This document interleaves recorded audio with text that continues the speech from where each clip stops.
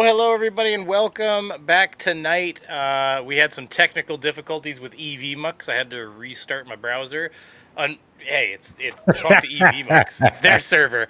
But the thing I don't like about that is I wish, like with OBS, for instance, unless you have it set a certain way, but that's true. You have to, like the way I usually do it with OBS, if you were doing it directly or even vMix, is that I have to end it inside the studio as well. So at least that way, if you have a technical problem, you can just reconnect.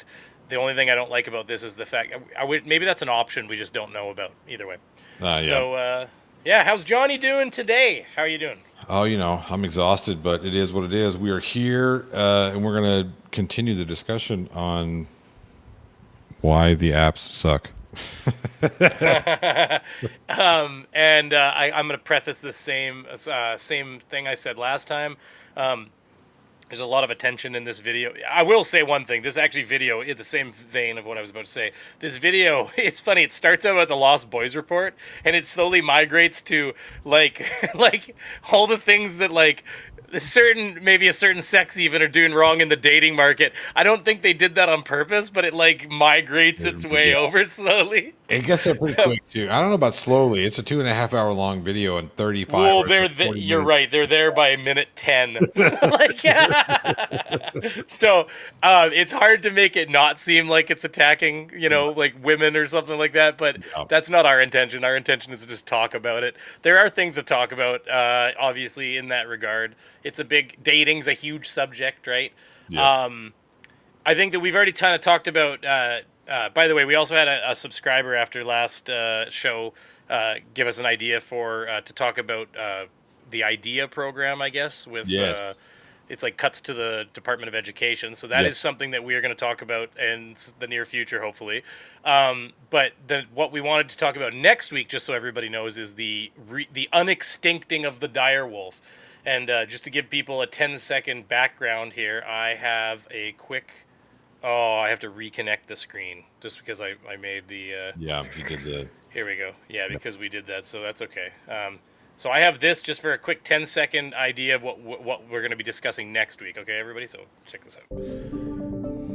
Colossal is the world's first de-extinction company, and we combine de-extinction with species preservation, and our goal is to make extinction a thing of the past.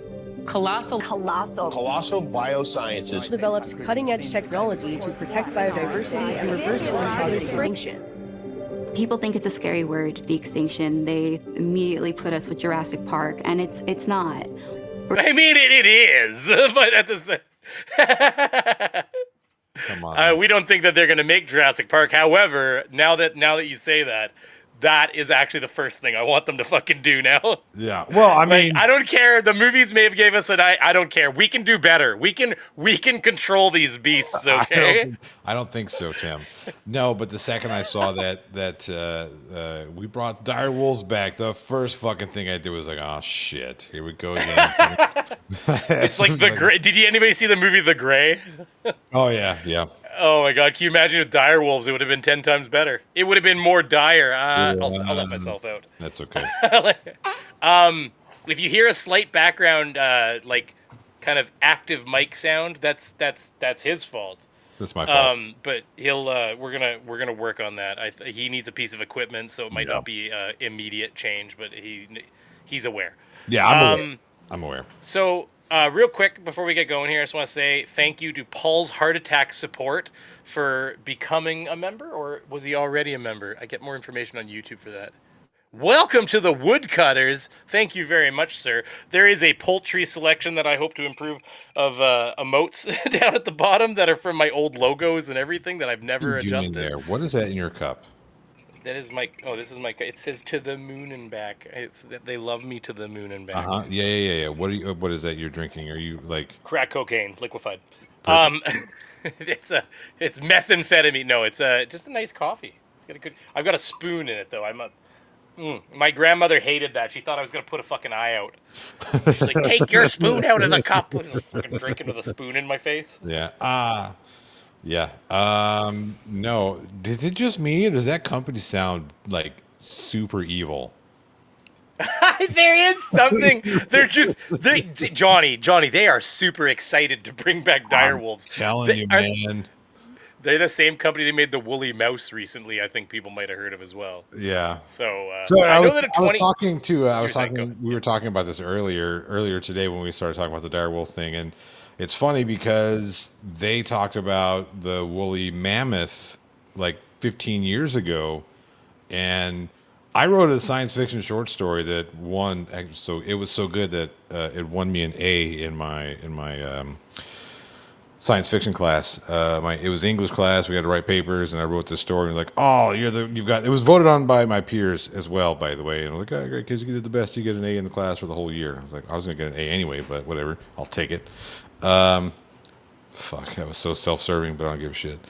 But it yeah, right. It centered around these group of scientists that figured out how to de-evolve an elephant into a woolly mammoth, which this compound ends up getting out and causes humans to de-evolve from, that's like the entire basis for half the movies out there. Like I Am Legend is basically the same thing. Well, like, no, we've got this genetic serum for everybody. Oh fuck, ends humanity. Well, sort of. But I Am Legend. It wasn't about.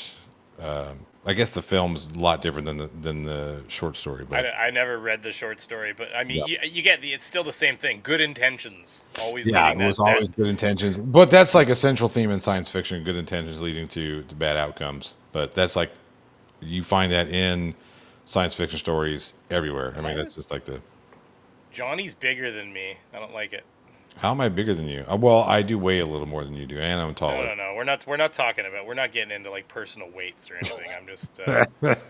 I somehow made you here. Let's fix that. I somehow made you slightly bigger than me. Now you made yourself slightly bigger. I did, didn't I? These bitches don't line up. Here, hold on. We'll share a central border. Hey. We'll be Canada and America. That'll be 125%. If we could split these bitches apart and float a little bit of a gap between us, we'd do it. Love you. I'm just kidding. Of course, everybody. Anyways, yeah, so hold on, I got a super chat here I want to thank. Yeah, so thank you, Paul's Heart Attack, for becoming a member. Elizabeth S., I see you there. How are you doing? Kelly, no, by the way, Kelly, they are not genetically the same. That's going to be part of what we could talk about next week, exactly. Yep. Is that they've taken... Ooh, there's the screaming beaver. Hold on. There it is. That I don't know why the thing's not popping up on the screen, but that means that somebody donated. I think it's NANA here. Yep. Elizabeth, they aren't the same. That's the whole kind of part of the conversation is that it's not a dire wolf. It's like kind of a dire wolf. We've figured out how to unlock certain parts. Oh, it's still screaming in my ear. It does it like 5 times. I got to fix that. Yeah, they've figured out how to unlock little parts of the genome and be like, oh, this makes it as big as a dire wolf, and this, like, right, yeah. They used its DNA, but they used that to try to like, because of course there isn't another dire wolf to make a new dire wolf from, right? So they're having to. Actually, it's exactly like Jurassic Park, isn't it? Aren't they basically taking like bullfrog DNA and like or like a dog DNA and going here, we'll fill in the gaps. Yep, that's exactly what's going on. One thing they did that Hank Green did say is that it's going to make it. It's going to make it. The one thing that they've definitely kind of mastered at this point then is basically if you wanted to have your dog back again, like for round 2, like knowing it's not your dog, it's another dog. That's telling you that. Suddenly my throat is dying. Yeah, that sounds awful. That just sounds like you're going to have a good old family best friend, and all of a sudden he's ripping your fucking face off now. Like, because he's just going to be a genetic anomaly. Benji, why? He's ripping chunks of you. This is the basis for a horror movie. You are right. Yep. But yeah, no. So yeah, that's the subject we're going to talk about next week. It's going to be a fun subject. We get to not have any form of politics in any way, shape, or form in it, which is going to be great. I mean, unless one of the administrations comes out with a massive desire to restart. Oh wait, hold on. Before we go on, I do want to say hang on a second. That's legally how they could get a third term. An army of velociraptors. Well, I was going to say a just clone of Dumpy Pants, but And then a clone of Dumpy Pants. That's funny. I want to clone myself and keeping in perpetual coma so I can harvest all the parts. That's fair. You get a new heart every few years. yeah. Did you see? Did you ever see the movie The Island? I don't think so. Do you know which movie I'm even talking about? Is that the M. Night Shyamalan one? I don't know. Somebody in the audience could tell me. Is it? Where they like age really quickly? No. It's okay. Man, that beaver is still screaming in the background. What the fuck is going on? Like, is it broken? What's happening here? You broke the beaver. Yeah, buddy. That's what she said. Fuck. I don't understand though. Like, can it stop? That's a you problem right now. That does seem to be a me problem. Oh, did it stop? Oh, God bless it. Finally fucking stopped. I broke something when I fucked with it recently, Yeah. I think. They didn't accomplish what they said they did. I'm just reading some of it. It's a CRISPR wolf. Yeah, for sure. It's 100%. But I'm okay with having CRISPR Jurassic Park. I'm cool. No. I'm paying, okay? Listen, there are safety protocols, Johnny. They'll have, everything will be set up. It'll be okay, okay? Hang on a second. I want you to think about this for a second. Who has the kind of capital it would take to make that happen? Elon Musk. Okay. Well, not anymore, or maybe not soon either way at this rate. This motherfucker can't even make a truck that drives down the street without falling apart. No. He'll have his 18-year-old interns in charge of fucking park zoology or park security or whatever. Like all the fences will be designed by them. These little 19-year-old fucking wonder kids. It'll be great. It'll be great. It'll be great. Sorry. Puts phone on to do not disturb and readies to stay through. Oh, that's nice. Musk, Bezos. Yeah, Musk and Bezos. Bezos is. But yeah, no, the island, real quick. That's the thing when we were talking about harvesting your organs. That's literally what the island is. You have to share your screen, by the way. Yeah, I'm about to. Oh, okay. Just trying to get there. That's literally what the island is. Oh, I've got it muted. Attention, residents. Welcome to the lottery spin. Jordan to Delta. You're moving out. So, I have to stop it. We'll get claimed like hell. Basically they've convinced all these people that there's a contamination on the planet and they're all at the island and stuff like that. And it's paradise before paradise. I guess they all work and they, and everything. And they're basically, it turns into this whole thing where he's questioning everything. And this trailer is fucking horrible. It doesn't give you the most important parts of the whole. In fact, half this trailer is the end of the movie. They're trying to pitch it as I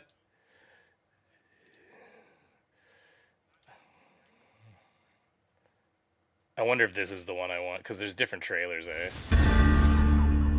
Attention. Or is this the same fucking one? No, it's the same bullshit. So, okay. So, I'm trying to pause it. Fuck this trailer. So listen, what it is, okay? So what it ends up being that there's so they're all in this, there's this lottery. That's what everybody's gathered around every week, or it's at random. There's suddenly the TVs all appear and everybody lines up to find out who's going to the island.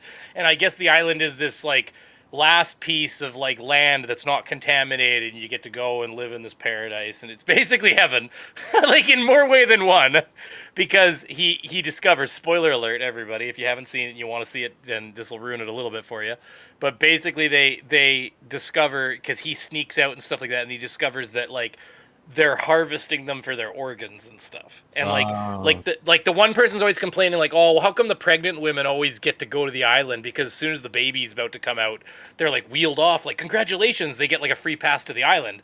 But it's because the surrogate that paid for this baby it's rich people that don't want to like have the baby themselves and things like that, so they pay this company that says that they grow them, but of course they lie to the people. They tell them they grow them in this inert sack because that's the law, and you're not allowed to have like sentient humans. They grow them in this like biological sack that pretends to be a womb and stuff like that. But what it really is that they explain in the movie that they found that there was like a high failure rate when done that way, and it wasn't sustainable. So they basically they clone everybody, and they give them a life, and they like, you know, like, and everybody has amnesia because they got brought to the this facility from the contaminated zone and stuff like that. But essentially, when the woman goes to give birth, you discover that they like, after she like delivers the child, she's like, let me have my baby, and they like carry it away on her, and then somebody walks over and she's like strapped down to the bed and everything, and they give her a little injection and she fucking dies right there on the table. And that's when you discover like the whole thing is like, so like when you win the lottery to go to the island, it's because your kidney is ready or your fucking heart is ready for harvest. Well, I will never rich person out there paid for that. Never win that lottery. That's fair. But that's why they're not allowed to touch each other. Like, they're like, oh, separation. Like, and the idea is it's to keep contamination down and stuff. But it's because people don't want the clones fucking each other and like, they just, all of it. They don't want them. And the thing is, the best part is the jobs they're all doing every day. Like, the one guy's just injecting like a certain like solution into like these lines that go by. That's all. They're being used as slave labor to keep the nutrient lines filled up and stuff for all the fucking little for the humans they're growing in the facility. Like, it's a good movie. I thought it was good. Anyways, did you ever see Snowpiercer? I have not seen that one. Movie. Well, snow. I pierce snow every time I pee in the winter. Right. Well, Snowpiercer has terrible movie. NANA disagrees, but go ahead. You know, that's fine. Anyway, so it's not yours, mine. No. I mean, mine is not the best either. I think it's there's some interesting parts about it. Like, the part that I'm going to tell you is whenever they get from the very end of so the train is broken up into class systems, right? The richest are going to be up front, and the poor, like slave classes and whatnot, are going to the very back. And they have a revolt, and they make it from the very back all to the very front, and they find out why certain children get kidnapped, and it's because they feed them like these bricks, like these little nutrient bricks, right? All the poor folk. Okay. It's made out of these kids. That's like Soylent Green. Yeah. Where they're like eating the people all of a sudden, right? Yep. Yeah, that's good. There's a lot of good older movies. I mean, I there's some good newer movies too. Some of the older ones are pretty amazing though. You get like what was the one where everybody's test tube babies and stuff like that, and they're I think that's the same. They're all grown in test tubes and stuff like that. And there's the one guy that's like crippled and of course, only people that are like test tube perfect babies can get on this rocket they're going to be sending somewhere. I can't remember. It's an old. I don't remember this one. I'll find it, but maybe not right now. So, anyways, so the discussion today is about women. No, I'm kidding, but it is because that's what they turned it into. So. Well, yeah, it's about the dangers of these apps. I think it's just the dangers of these apps. Actually, that reminds me. I wanted to ask you, Johnny. You're in the dating scene again these days. What can we? Let's get your Hinge profile. Let's see what you got on there. I don't have a Hinge profile. Well, there's where you're going wrong. See? I don't listen. She's this bitch right here. Brave New World. Is hooking people up daily. Okay, with her math. Her math is getting people laid. Okay, I don't know what you're doing. That. I don't want to say it, but she's got bad math. No, I'm not doing the apps anymore simply because fuck that shit, man. And you know, Johnny, you just put 6 foot in the description and you're fine. Did that? No, I did that, but look at me. Come on, they want a picture of me on the app, right? And they put a picture of me up there, and like, swipe.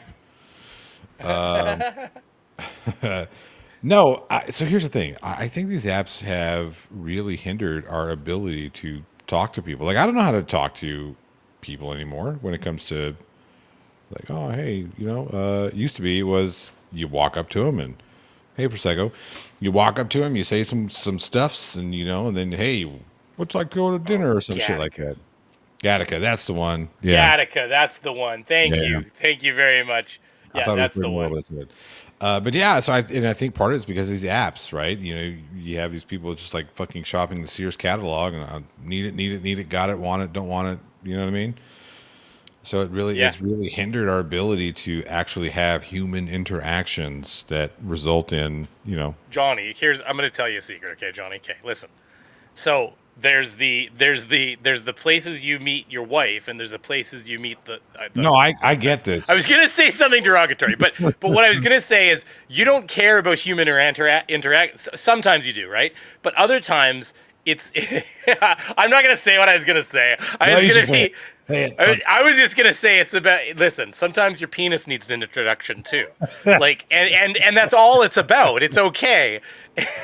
I'm too old for that shit, man. I'm not into. He's like HIV is a young man's disease.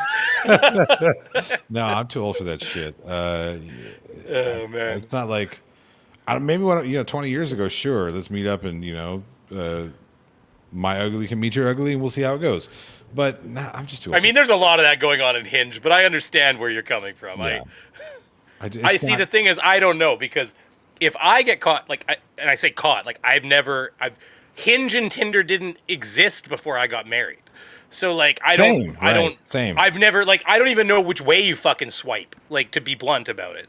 But if I had Hinge on here, I'll be in trouble. Yeah. Because why do I have the Hinge app on my phone? It's for research. It's for sweetheart, research. We were doing a video. I had to make an account. Right. Man, I'll get AI to generate some abs. Don't worry. I've got one ab. It's the whole fucking thing. Yeah. But no, that's the thing. I just don't understand. I do understand, but it's not like the random hookup scene. It's not. I've never been about that. I'm not saying it. No, I understand. I understand. But, no. I mean, I get what you mean. I mean, if it happens, it happens. But you're not sure. You're not that's not the goal. You're not craving hooking up I got to swipe right on 1,000 bitches. See, somebody's gonna be like, see, he got the right swipe right. He knows he's lying. Is it right? Is it right? Okay, which way is right, by the way? If you're swiping right, are you actually pushing your finger to the right, are you? Yeah, I guess that would make sense, because otherwise you're swiping the image off to the left. See, sometimes the way I see it, though, is I'm swiping to the left, and so I'm moving right. So that's what confuses me, to be honest with you. And I don't even know, is it like an image that folds away, or does the whole screen swipe like you're flipping reels on Facebook or something? Kind of like that. But here's the thing: it looks the same whichever way you go. I think some of them. That's what I mean. There's two ways of looking at it. You could be swiping the image to the left, or you could be swiping yourself to the right by swiping the page. You know what I'm saying? I don't even know. Yeah. Yeah. True story. Oh, go ahead. Sorry. No. No, I was going to read this. No, I was just going to say thank you. $10 for the super chat from Lord Illuminous Poo. True story. A guy tried to sell his soul on eBay. eBay said if a soul is fake, then that's against terms of service. And if a soul is real, then it's a body part, and that's against. Well, that's fair. I think they've got a point. Yep. Yeah. That's a win for the UK. So that's what's funny about that is that they sat around a table at some point and they had to have a fucking discussion about this. Do you remember when they were happened? How is this even allowed? And they're like, well, so they were having a philosophical debate at some point in the headquarters of eBay and trying to decide whether this was right. Yeah. At the end of the day, they can just be like, no, you can't do that, right? They don't have to justify that shit to anybody. It's your own fucking app. You'd be like, no, you can't do that. We're not going to let you sell that. And that's fair too, but I just think it's funny because for them to come up with that answer, that answer took a bit of thought. Oh, sure. They had to sit down or at the very least, somebody leaned back in his chair and went, hey Phil, can you come look at this one? I can't decide what I'm supposed to do here. Yeah, right. But do you remember? And this is the last rabbit we're chasing before we start this. But do you remember? This was when eBay first really hit. that dude who put his kidney up on eBay and got up to like $1 million or $1.2 million or some shit like that before they finally shut him down. This. It was 20 minutes. He had it up for 20 minutes and he got. So somebody out there was like, "Baby, I found a kidney." Like, don't worry, sweetheart, you're gonna be okay. Yeah, a lot of people were like that, and he got up to like $1.2 million or $1.3 million or some shit like that within 20 minutes, and it was ridiculous. This person's farming my personal information to sell to data collectors. No, I'm kidding. Yeah. That's a good question. I should know the answer to that. It's like 12, 13 years-ish. I could refine that down better, but that's about how long. I don't necessarily need to give you the date, right? It was April 15th, 2001. Not me. I'm just 2000. It's September. I'll give you that much. September is a nice time. The tree. That's the only reason why you're saying that. So, in the odd chance that your wife watches this back, you can be like, "See, I was giving breadcrumbs to show you that I knew the date." Ha ha. Let's see. I'm just looking through the comments here because I'm. Hi, everybody who said hi to me. All of you. Yeah, and you've also got some sage advice here, Johnny. It's still very new in your life. Take the time necessary, which I think is always good advice. Well, yeah. But at the end of the day, I'm not out there fucking trying to slay any ladies. You know what I mean? You know what's crazy is that's when you get them the most. I always found it's exactly what they talk about. Like when you're so there are two times hunting, if you will. Right. There are two times in your life that you'll notice that you'll get a lot of action like that, right? It's when you're not looking for it at all. But the caveat is you can't be depressed. And they actually did a scientific study on this that. Oh, yeah. You have to be out there having fun. You can't be. Well, so like your physically you change when you are depressed, right? They're minute details that change, but it's the things that potential partners pick up on instantly. Pheromone. There are physical appearances that change. Your skin isn't as vibrant. Your eye color dims a little bit. Like all this, like really? They went the whole So you go from being this like specimen to like something. Right? Yeah, to just being alive. I mean, that makes sense because it's like the light in your character leaves. Right, and they say that you are the most attractive in the beginning of a new relationship because your body is trying to, like that whole 6 month thing, you don't know the person until 6 months after. Well, part of that is because your body physically changes, right? You have that little bit of a twinkle in your eye, you have that better skin look, and your body's like, I need to put this out there for mate selection. So, I get a term. I have a term that I got from my dad, and it's like, how's that working out for you? Oh, it's like having a new girlfriend. That's literally something I say these days. It's like having a new girlfriend, like because everybody, exactly. It's like, I'm so happy because I got this person that likes me, and you're smitten, right? Yeah. So that makes sense. Anyway, let's get back to this app stuff. We can get back to it, but before we do, I just wanted to does anybody remember Gattaca though? Genetics. You remember what can it Gattaca? mean? The ability to perfect the physical and mental characteristics of every unborn. It's a fun movie. Will determine everything about us. A minute drop of blood. Saliva. Yeah, I mean, it's one of those movies where I haven't seen it in a long time. I wonder if it holds up. That was it. Do you think you'd be doing what you're doing if it wasn't for who you are, what you are? I have a feeling he might be there. Oh, yeah, I didn't even remember half those people are in it. Anyways, that's not what we're here to talk about. But classics. The good stuff, the good movies. I don't know. I wasn't a fan of Uma Thurman. From a Mile Away. Is this referring to me? Don't call Johnny a warlock. He's a nice person. I'm kidding. Yeah, I'm a nice warlock. I'm a mountain troll. Warlock. My dad loved it. Oh, it was a good movie. Classics. All right, so you say classics. That came out in 1998, 99, something like that.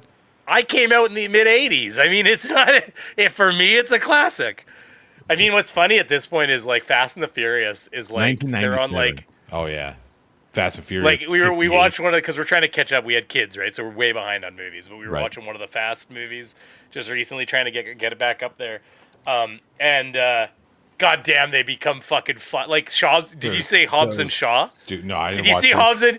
They become like almost like one. they're like entering the Marvel universe at this fucking point. Yeah. Like the bad guys are starting to become like half cyborg. It's Right. definitely becoming, it's like morphing into the sci-fi ridiculous. I love it because I know what I'm there for. Like I know what I signed up for when I get to a fast movie.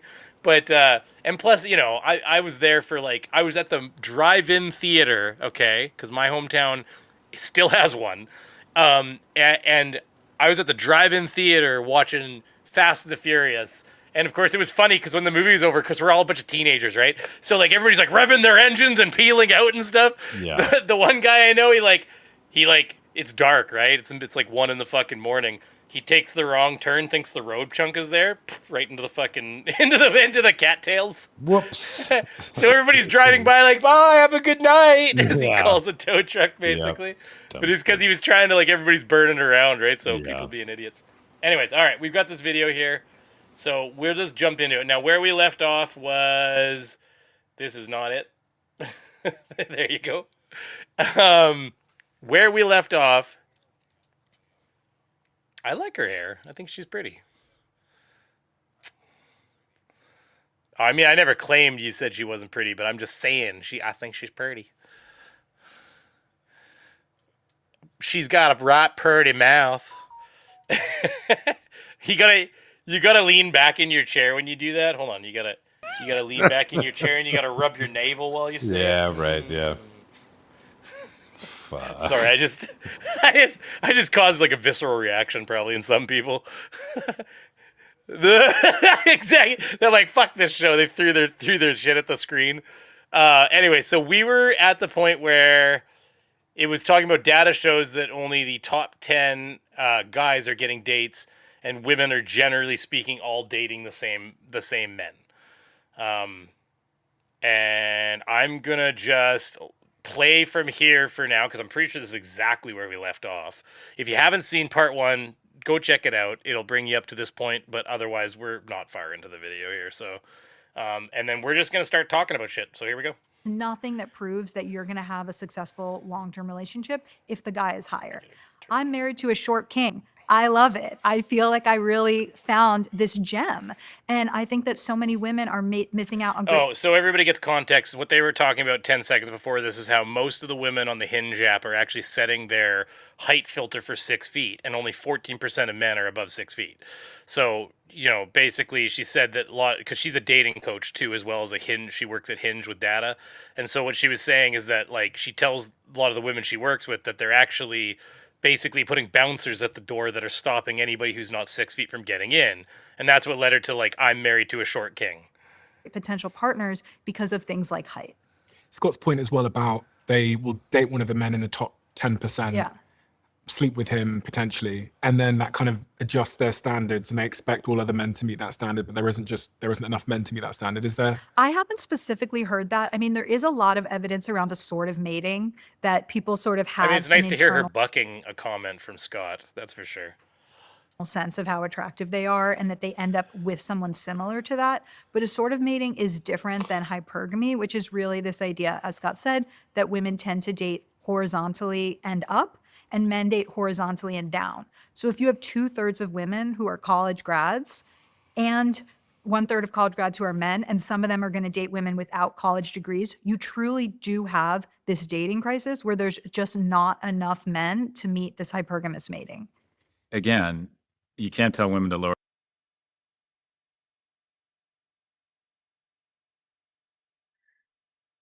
No, hey, that's what the show's about. We're just here. So just so everybody who doesn't know, part of what we're doing is talking about it, and also part of what we're doing is just being jackasses, because we are. Yeah. And then that's where we're at, baby. Yeah. So, all right. Lower their expectations, but this is the reality. When you ask a man if you could have a woman who had 80% of everything you wanted.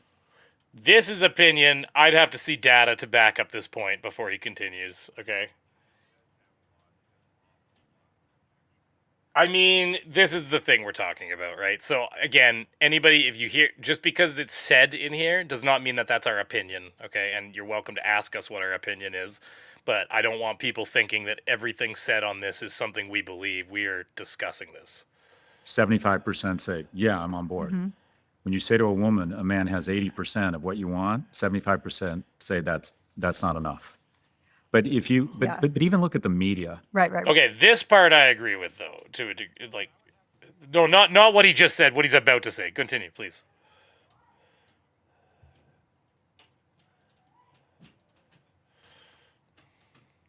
Oh fuck! What the hell happened here? I moved you. No, hold on. Wait. This is. I got the wrong screen. We got this. See, I fixed it. You fucked it again. Damn it. Wait, is everybody, just let me know if you can't hear Johnny all of a sudden, because we did have technical difficulties at the beginning that kind of reset a few things. So yeah, no, I think it's good. I'm watching the live as well. yeah, I don't have the audio on because otherwise it'll fuck with me. But yeah, okay. He that was definitely a lot of conjecture the comment made before this. The next part though, I do think is what leads partly to, I think there's a bit of truth to what he just said. And I think it's due to the next thing he's about to say. Right. I would say that as far as saying 75%, I'd have to see some data on that. I would want to see I wouldn't be able to. That's a bit of a broad comment, right? Yeah. To be making. So What does the media tell a woman to do? He's out. But he didn't open your door. He's not nice to his parent. You walk right out on that man. Like, it's literally every piece of media is, you don't need him. You're a strong, independent woman. That is conjecture. I think I agree with that point though. Like the internet is full of like a lot of women and men do social media differently is all it comes from. It's not like none of this makes them like we approach social media differently. What you don't see a lot of is men sitting in the seat of their car and giving other men advice about dating. But you do see a lot of that with women comparatively. I'd have to see some numbers. Are you talking about on social media? I'm talking about the way that they do that thing where they just sitting in their seat in their car, like after a date, and then they just like post a short or like a TikTok, and they talk about the horrible date they had, or if like he said, if he doesn't do this or that, then you just leave his ass because he's not worth it. The women tend to be the people that do that part of social media, and it's not, again, none of this makes but hang on a second. I think it's just the way we approach social media. Hang on a second. So you talk about the way we approach social media, and women will do like the TikTok and hear the things about well, if it's a bad date, then you need to leave, and red flags and green flags and beige flags, whatever the fuck color flags are, right? All that stuff. But men are doing the same thing. They're just going about it differently. And that's when we saw the rise of fuckers like Andrew Tate and who's a horrible human being.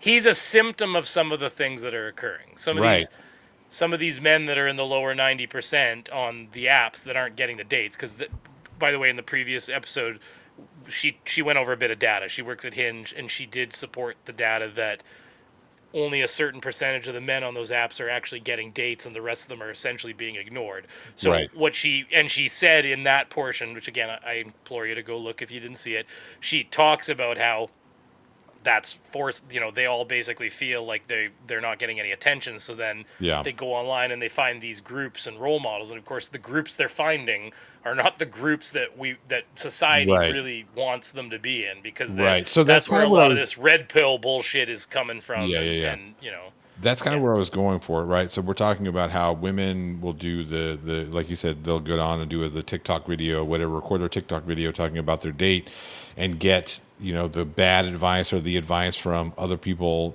Men do the same thing. You know what I mean? Men will just go to different places to get shitty advice or whatever advice. Oh yeah. You know what I mean? Yeah, it's terrible. It's like the like that. Andrew Tate is the first thing that comes to most of our minds. Let's face it, because it's the idea that you need to demean a woman or somehow control her to like. I mean, a lot of women like a bit of masculinity, sure, but there's a difference between masculinity and disrespect. Like, it's like if this person was dating your daughter, you'd be ready to fucking shoot him and bury him in the backyard to get rid of him.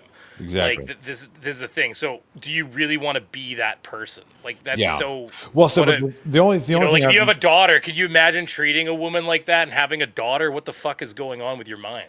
Yeah. Well, again, but the point that I was trying to make is that you said that women and men do it differently, but it's like at the end of the day, we're talking about the similar outcomes. We're talking about negative reinforcement or positive reinforcement of negative behavior. And when you've got women that are like, hey, he didn't hold the door open for me, and then they get the comments, well, leave his ass or dump his ass and all this other shit on one hand, and then you got men who are like, oh, this woman, this girl I'm dating wanted to go and hang out with her friends at a nightclub, and you got the other, like the bros that are like, well, fuck that bitch, she's gonna cheat on you, and you tell her where she can go and where she can't go. You know what I mean? It's very. I mean, there is an excessive level of control. That right. They want. Hang on a second. Obviously, I affirm it is my opinion, and I think it's a supported opinion, that the latter of those two behaviors is far more detrimental. Right.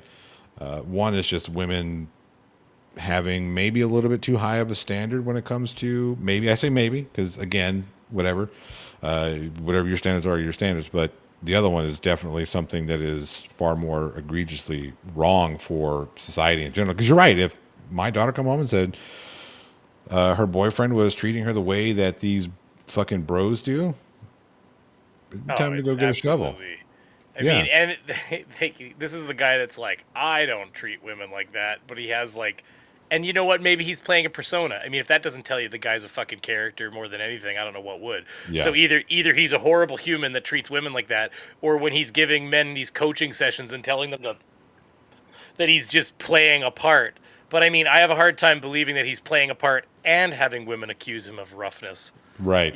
Yeah, that's a little too. Yeah, you're a little too good at playing that part there, buddy. Yeah, and then in Romania, didn't he have to go back to Romania he just went back to face charges again? Maybe. I know that Dumpy Pants was like, hey, you can come over here. I'm cool with people, DeSantis was like, no, he fucking can't. Yeah. So I mean, I'll give Ron DeSantis, he's a bit of a tool, but I'll give him the credit that he was like, fuck this guy with Andrew Tate. Yeah. So, anyways, here, let's... yeah. Right. Pull the ripcord, you're out. And it is the basic kind of communication around this is you are a strong, independent, powerful woman. That is wonderful. And quite frankly, you don't need the imperfect man. And they're just not connecting. I read that on Tinder, a man of average attractiveness has to swipe right 200 times to get one coffee, and then 4 of those 5 coffees will ghost him. They will decide they don't want to meet him or they won't show up.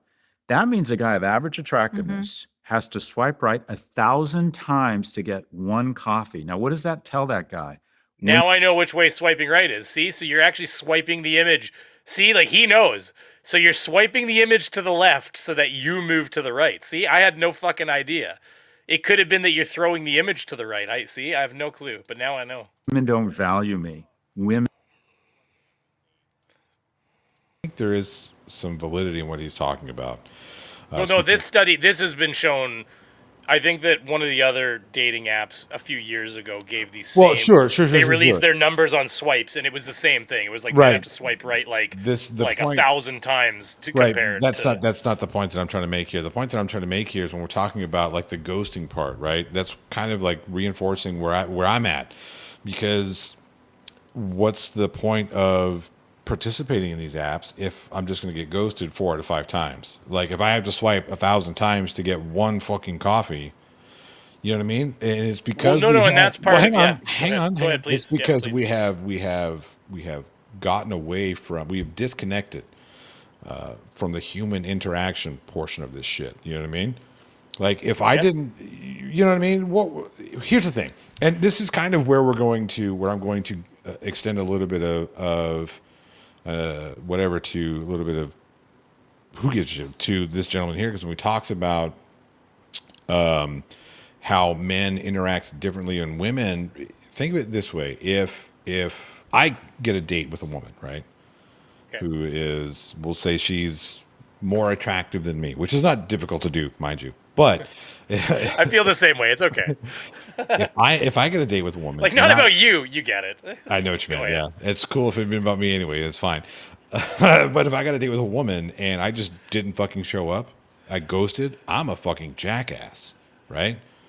But if it's the other way around, then it's like, well, that's kind of how it goes. You know what I mean? I feel like there's a lot more. There's a lot more. Can't even think of the word I'm trying to. A lot more grace given one way than the other. Yeah, I think so. Well, but that's what the whole social media thing is. Like, it's a support network too. A lot of times, right? Sure, especially right. with female audience versus male audience, right? The one thing I will say is that men are just less likely. Like that's embarrassing. I'm not likely to go live from my front seat of my vehicle and be like, I just got stood up. Like, right. Yeah. I don't know why I'd post my L. Like, it's not gonna make me feel better. No, right. So all the guys can come into chat like, it's okay, bro. You don't need her anyways. You're better than him or than her. Yeah. Right. Oh, there, I've just outed myself. Oh no. Oh no, the closet. It's behind me. No, that's does Mrs. Beaver. Not that it would be a big deal if it was, but no, I pitch for the. I'm very into Mrs. Beaver. Let's put it that way. They're like, now he's justifying it. Here you go. Women make me feel rejected, and then they go online and they see these misogynists telling them it's not your fault. Mm-hmm. And these men become much more prone to misogynistic content, much more prone to nationalistic content, blaming other people for the lack of economic opportunity. They start sequestering from... Man, I'll tell you, YouTube's really good at this too, because one thing I notice is, like, if I'm annoyed with my wife, let's say, YouTube can detect it. Like that's the thing about algorithms that are scary. YouTube's like, I don't know what it is. I mean, let's face it, there are algorithmic differences in the way you do things when you're annoyed about certain things or whatever. Well, so here's the thing. Maybe you just watch 20 extra seconds of a video that's slightly misogynistic, and YouTube's like, oh, you want fucking red pill content? Here you go. And it just starts firing it into your feed. But it's actually worse than that. It's worse than you just watching an extra 20 seconds, because I did a deep dive into algorithms not too long ago. And when they were talking about, well, it's not just your activity, it's the activity of your household, the activity of your neighborhood, the activity of your city, and then it looks at that activity. It looks at your bubble of activity. No, it's like looking at the society as a broad scale. Well, yeah, so it's looking at the activity of your bubble, and then it's identifying the similarities of your bubble to my bubble way over here, right? And they're saying, so like, should I be concerned that it's trying to like talk about polygamy, or what is it? No, I'm joking when I say this, but what was I listening to? I was watching Papa Meat. It's polyamory. That's the word. Polyamory, yeah, right.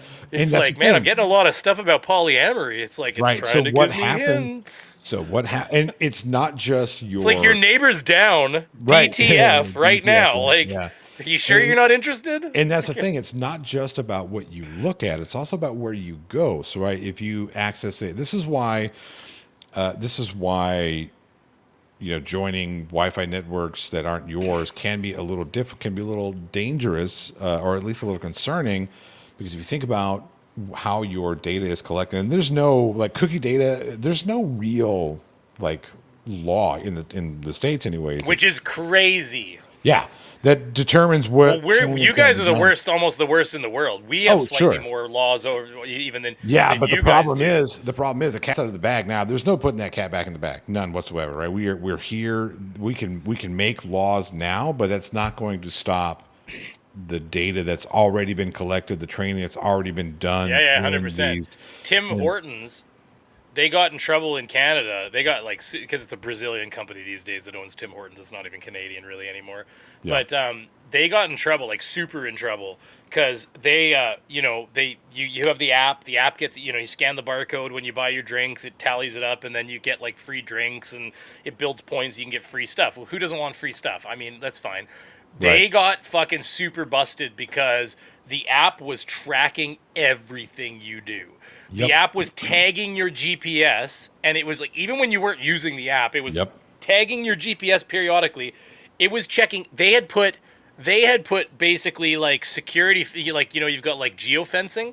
They had geofenced every fucking one of their competitors, and so they knew how many times you went to McDonald's. Yep. They knew how many times you went to Burger King or to any one of their competitors. They basically geofenced them all so that they got like data on exactly where you were shopping and what you were doing. It was essentially espionage into your fucking private life. But see, they knew where you were on the highway.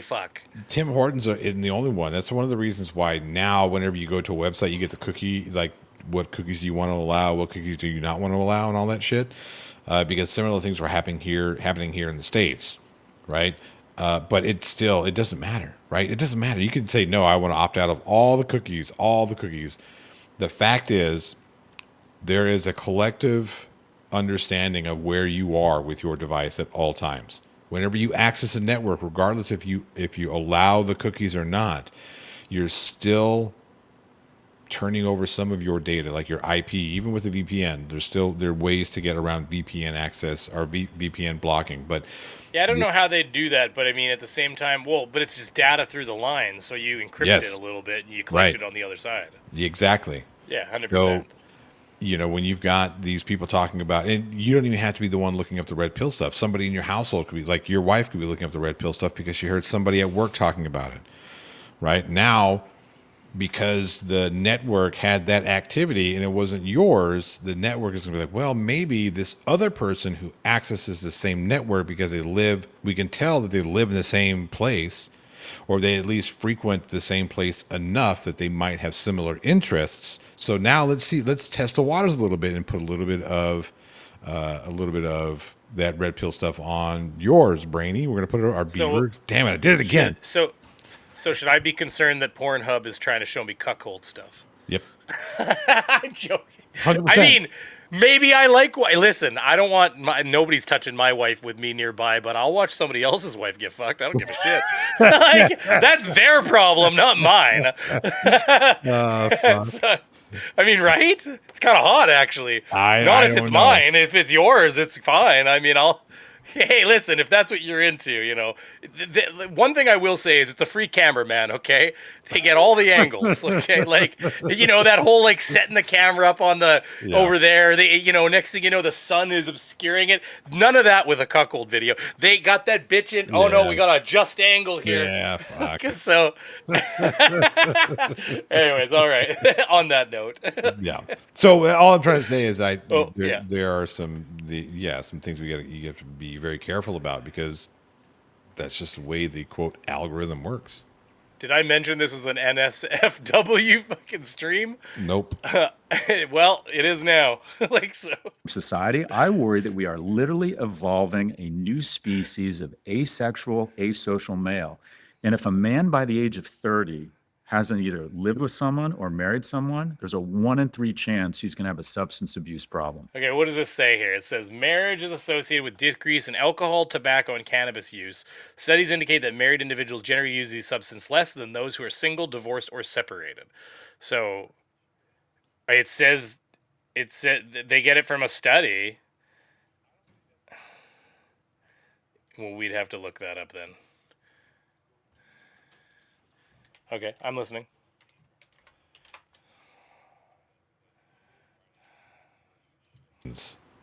How many of those dudes in there are married? I mean, more than you'd probably want to admit. Almost all of them, almost every single one of them. Okay, and I don't think this was directed at men specifically. It said just married. No. Sure, yeah. Well, again, there are more women, so I guess that's why I want to see. That's why I would want to see that study, because, I mean, anecdotally, I can tell you when I worked at a bar, there were, obviously, because the time, the location, type of bar, there were a lot more men there who were married, avoiding their wives, having drinks and smoking cigarettes. Oh, I see what you're talking about.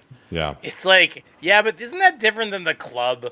I mean, the bar, sure. The club, no, it's not so much. I mean, how many guys are at the club popping their collars and stuff when they're married? You're going to be at the watering hole down the road. Right, sure. But we're still talking about alcohol, tobacco, and cannabis. That's fair. Use, right? I mean, hang on a second. Here's another case in point. Out of the 2 people on this stream, one is married, one is not. Which one smokes cannabis? Which one doesn't? Well, that's anecdotal, but okay. Well, on that note, I've been smoking a lot less. I get this weird tingly I think that as I age, I've started to react differently to it. That might be a thing of my past. This is a tobacco vape. Yeah, tobacco. Nicotine or whatever. Yeah. Well, nicotine other than what's up, JL? Tobacco, technically. Yeah. Yeah, JL, we saw that, by the way. Yeah, so if anybody, 10 second politics. So if anybody didn't notice, Trump and all his cronies just gamed your market Pump and and dump, used pump it and to dump. get rich. We While we saw don't that. have direct evidence that they did that, I'm going to tell you right now. This is the exact same bullshit that the crypto bros do with their like million subscriber channels. But we do have some direct evidence that happened with Marjorie Taylor Greene. Yep. She before they issued the 2 tariffs, days before they issued the tariff, she sold dumped a all bunch the of money. stocks, and then she bought treasury bonds, which Yep. are more secure. Yep. And then Trump even posted buy. Now's the best time to buy, and then he paused the tariffs, causing the stock market to jump by like 10% in like an hour. Yep. So, and you don't think that he like 100%? There's no way. The entire room at the White House that knew this was going to happen just made a fucking killing. They just fortune. dropped their bags on people's chests and Yep. just walked away with money. Yep. It's absolutely the craziest thing. But anyways, Martha we're Stewart not gonna- did the exact we're same not in thing. that. I know. No. They actually He fucking. did- That was a little bit less. No, they actually went after her on some bullshit. Well, no, hang on a second. It wasn't. Hang on a second. Okay. What I was going to say is Martha Stewart did the exact same thing with a quote pump and dump with insider information, right? Because that's what we're talking about. We're talking about Yeah, insider information. she wasn't like. She didn't like. She I mean, she in her didn't have the defense, ability. she She didn't- didn't have the ability to cause it. She just knew it Yeah, was like in gonna her happen. defense, she had nothing to do with it. It's just that like somebody told her that something was about to happen that was going Right. to affect the stock price. And the problem, like my dad always said, he said, here's the problem he had with that. He's like, if somebody calls you and offers you information and says, hey, just so you know, that Tesla stock you own, it's going to fucking get stabbed in the heart tomorrow. I mean, so your two options now are that you sit back and watch your fucking money deplete, or you sell some of what you know is gonna go deplete tomorrow. So like they put her in this that kind of put her in this impossible situation where she was so she's supposed to be altruistic and be like, oh, I can't sell because the Lord. Well, she's supposed to do what everyone else isn't doing, what everybody else did at the time. Yeah, get the fuck out of here. But what I mean to say is, Who are we talking to? with Marjorie Taylor Greene and with Yeah, Martha 100%. Stewart, Sorry. it's the same. What I'm saying is they both committed the same crime, but nobody's fucking putting Marjorie Taylor Greene in prison. Yeah, no, of course, because Yeah. of course, rules for thee and not for thee and not for Not me. for me, yeah. Anyways, so Do your thing. I'm gonna be right back. I need a watering hole break. Watering hole. All right. So at 40 minutes, he made me laugh. I'm gonna skip there.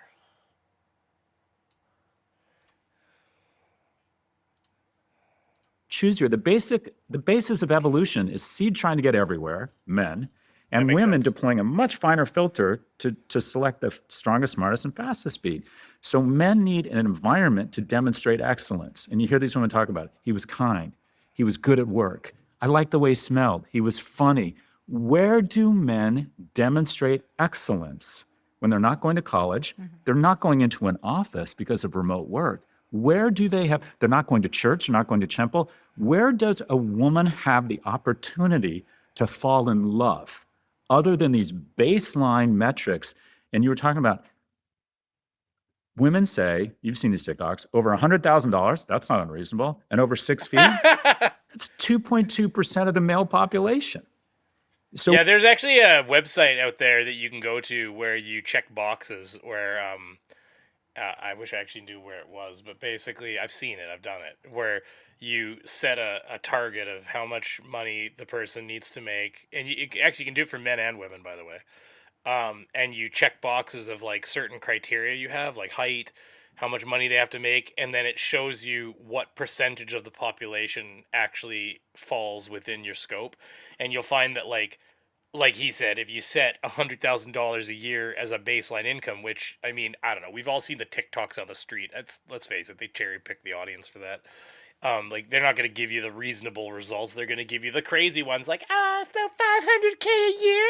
He needs to make at least that, because of course that's what sensationalizes it, right? But still, there is a website, yeah, where you can pick the criteria. It'll tell you exactly what percentage of the population sits there, right? So where do they fall in love?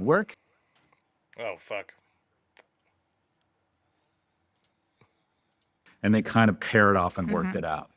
And online dating, similar to online e-commerce, online rentals, it's created a winner take most, if not all, environment. And it's basically been amazing for attractive guys, attractive, wealthy guys, tall, wealthy guys. It's been amazing for them. For all the other guys, it's been a disaster, and it's been made it mildly shittier for every woman. I think that's part of why dating is such a fucking clusterfuck now, is because it has made it. Oh, it's been a disaster for men, for mildly attractive men, for medium attractive men, 100%. But for women, it's been mildly shittier, like you said, because that's why they're having a harder time finding somebody who actually gives a shit and wants to settle down or date and isn't just there to DTF because again, there's the whole.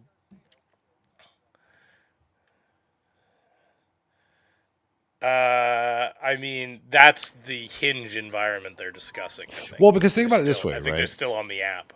Think about it this way. When you in mate selection, right?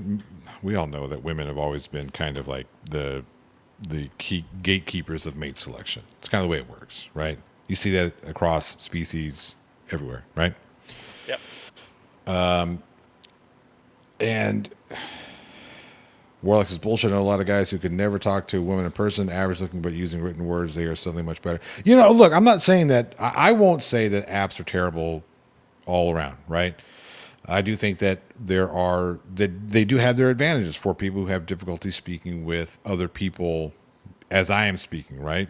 I get There's it. always going to be a subset of people that maybe flourish in certain environments, right? Exactly, right. Yeah. And like at the end of the day, I think that's kind of what I don't think these dating apps set out with the notion that we're going to stop all human interaction. You know what I mean? Yeah, I think it's a product of the product and where we are as society, as a people, as a group of folks, because everything has gotten more like case in point. This comment, right, by the way, is 100% true because men visual stimulation is literally, yes, right. Like, this was the original point that I was going. Yeah, men are more attracted by visual stimulation, where for women, that's why it has to do with a lot of times it has to do with mood and interaction and right. And like the greater picture too. A lot of times, right. Men are much more simple when it comes to that. I mean, I agree. Right. That's my original point was probably here. Dead right. Yeah. Go ahead. But if you think about it, 20 years ago, you and I wouldn't have had this conversation right now. We wouldn't know who the fuck we are. You know what I mean? We would be having similar. You and I wouldn't be talking. Oh, you talking about like technology, the way we meet nowadays, and the way right? We discuss? Exactly. Oh, yeah. Right. Yes, absolutely. These conversations would still have been had, right? I would have them with my friend groups at whatever the bars or the meeting places, wherever we would socially get together, where we would gather. Same with you, right? So we're kind of living in a product of our own creation. We've created Frankenstein's monster, and now that monster is loose, and we're dealing with the understanding or the realization that there's only so much. We're a bunch of monkeys operating fucking smartphones, 100%. Right. Yeah, like we've had smartphones. Like when you think about it, these things have only existed even like I'm not that old. Yeah, and like half my life we didn't have these. So like, if you think about it, the smartphone. As we know it today is probably close to like 2007, 2008. Yeah, it's barely 17 years old. Right. Like, and then what percentage of the population even had a smartphone in 2008? Right. It was like 10% maybe. I remember when I bought an HTC Desire HD, and it was touchscreen. It was basically as good as an iPhone, is Android and everything. Yeah. And that was only in like, I don't know, 2014 or something like that. Like, it was barely 9 years ago. And I remember my dad saying to me, I'll tell you what my dad said. He goes, "What a waste of your money." He said, "You won't even use half of the functions in that thing," which how wrong he was in the end. And that's fair. Technology moves like that. I mean, nowadays they don't, like, for instance, I'm asking you all a question. When was the last time you held a fucking paper map in your hands? Even more to the point, when's the last time you actually put the phone to your ear and had a phone conversation? Everybody texts I nowadays. do all the time. I know it's different. Your I business, work from my right? phone, You're but yeah, same, like, right? There's some people, but even like my wife, you send it like, when's dinner gonna be ready? I will be home soon. Yes, Like, right. You don't fucking phone. Why would you phone me? Right? Yeah. Some people get mad when you call it. That's kind Oh, do you not get that same notion we all get, where you like shudder when your phone rings? You're like, oh fuck, now I have to interact with people. Only because I know the only people that are calling me are fucking like either bots or what are they called? Oh, it's all telemarketers. day. Yes, right? I know. But here's Half the thing. my phone Here's the calls thing. in a day are just trash. Whenever I'm like, sometimes most of the time when it happens, I fuck with them, right? So like, you see the IRL Rosie and the who's that scammer dude? I love it. right? Kit Boga's the best. Kid Boga, right? I was doing that shit way back when. Like, I fucking remember programming the damn answering machine to give fucking weird responses, and I would have like long messages of these telemarketers trying to get, like, hey, can you hear me, sir? Can you hear me? And shit like that. You know what I mean? I've been fucking with them I'm not the only one. I'm not saying I invented or came up with any of that shit, but I've been doing this shit for a long fucking time. So it's elation for me because my favorite is still Pistol Pete's One Stop Porn Shop. We got all toys half price. Get your dildos 12 inches for the price of 6. Shit like that. Demonetized. Yeah. Well, we were demonetized back when we talk about. Yeah. When I mentioned about the sea hold, it was done. But actually, our last stream didn't get demonetized. Believe it or not, we've used a couple harsher phrases in this one. Probably because it was longer before we got into the stuff. That's fair. Yeah, but anyway, if you think about it, I mean, most people nowadays like, I text because it's quicker, and like, really, is it quicker? Because the conversation that it took you 4 hours to have, you could have had in 20 minutes. Oh my God, customers will try to like have a technical conversation. Like, I phone them. They're like, and I'm like, well, listen, we can get more out in the next 45 seconds than you and I are going to get over text in the next 10 minutes. Like, right. I got shit to do with my life. I don't have time to talk about these details over right. And that's kind of the thing, right? So used to whenever I would, I'd see a lady that I was interested in, you walk up and, hey, can I get your telephone number? And it was Sorry. I know I sound like a fucking old person. When you say that, I thought you should have been having like a sifter of brandy that you were like, back when I used to fornicate with the ladies. With the ladies, and we would have a jolly good time. Yeah, right. But no, it was different, right? So you would ask for the phone number with the intention of actually dialing it and having to have a conversation, right? Nowadays, it's kind of where I'm at with like the whole like ghosting shit. Used to you have to pick the phone up, and then if the person didn't answer the phone, then you're like, oh, okay, cool, well, we know what's up, and then no big deal. Or you pick the phone up and have that awkward conversation, and oh, hey, how about we go to dinner sometime or whatever, you know what I mean? And now it's, if you call and they don't answer, it's not necessarily because they don't want to talk to you, it's because they just don't want to talk to you. They would rather you just send them a text. Because that's funny. Yeah, that's a good statement. I like it. It gives them the ability to answer on their own time. And I'm not talking about women, I'm talking about people in general, right? I don't generally do that. If I see a text, I try to be good about answering it because I'll fucking forget. I'll be honest with you. I've had a couple my of shit's business, so I just got to deal with it. Right. So same thing, right? I don't understand people texting me though, being like, I was looking to get service for my furnace, it's not working. Like, bro, like, just call. Would you just fucking phone me? Yeah, just call. Because like why? Like, because I got a Bluetooth in my ear, I could easily answer your call, but now I've got to stop what I'm doing and I've got to be like, yes, I can fix your furnace. Right. What seems to be the problem? Like, what a fucking joke. Right. I get people that email me that they're having a furnace malfunction. Like, yeah. I don't check my email. Like, I get that we all get notifications, but I have like 5 emails. Like, I may not see your email. If you phone me, though, it will ring. Yeah. It will fucking ring. Right.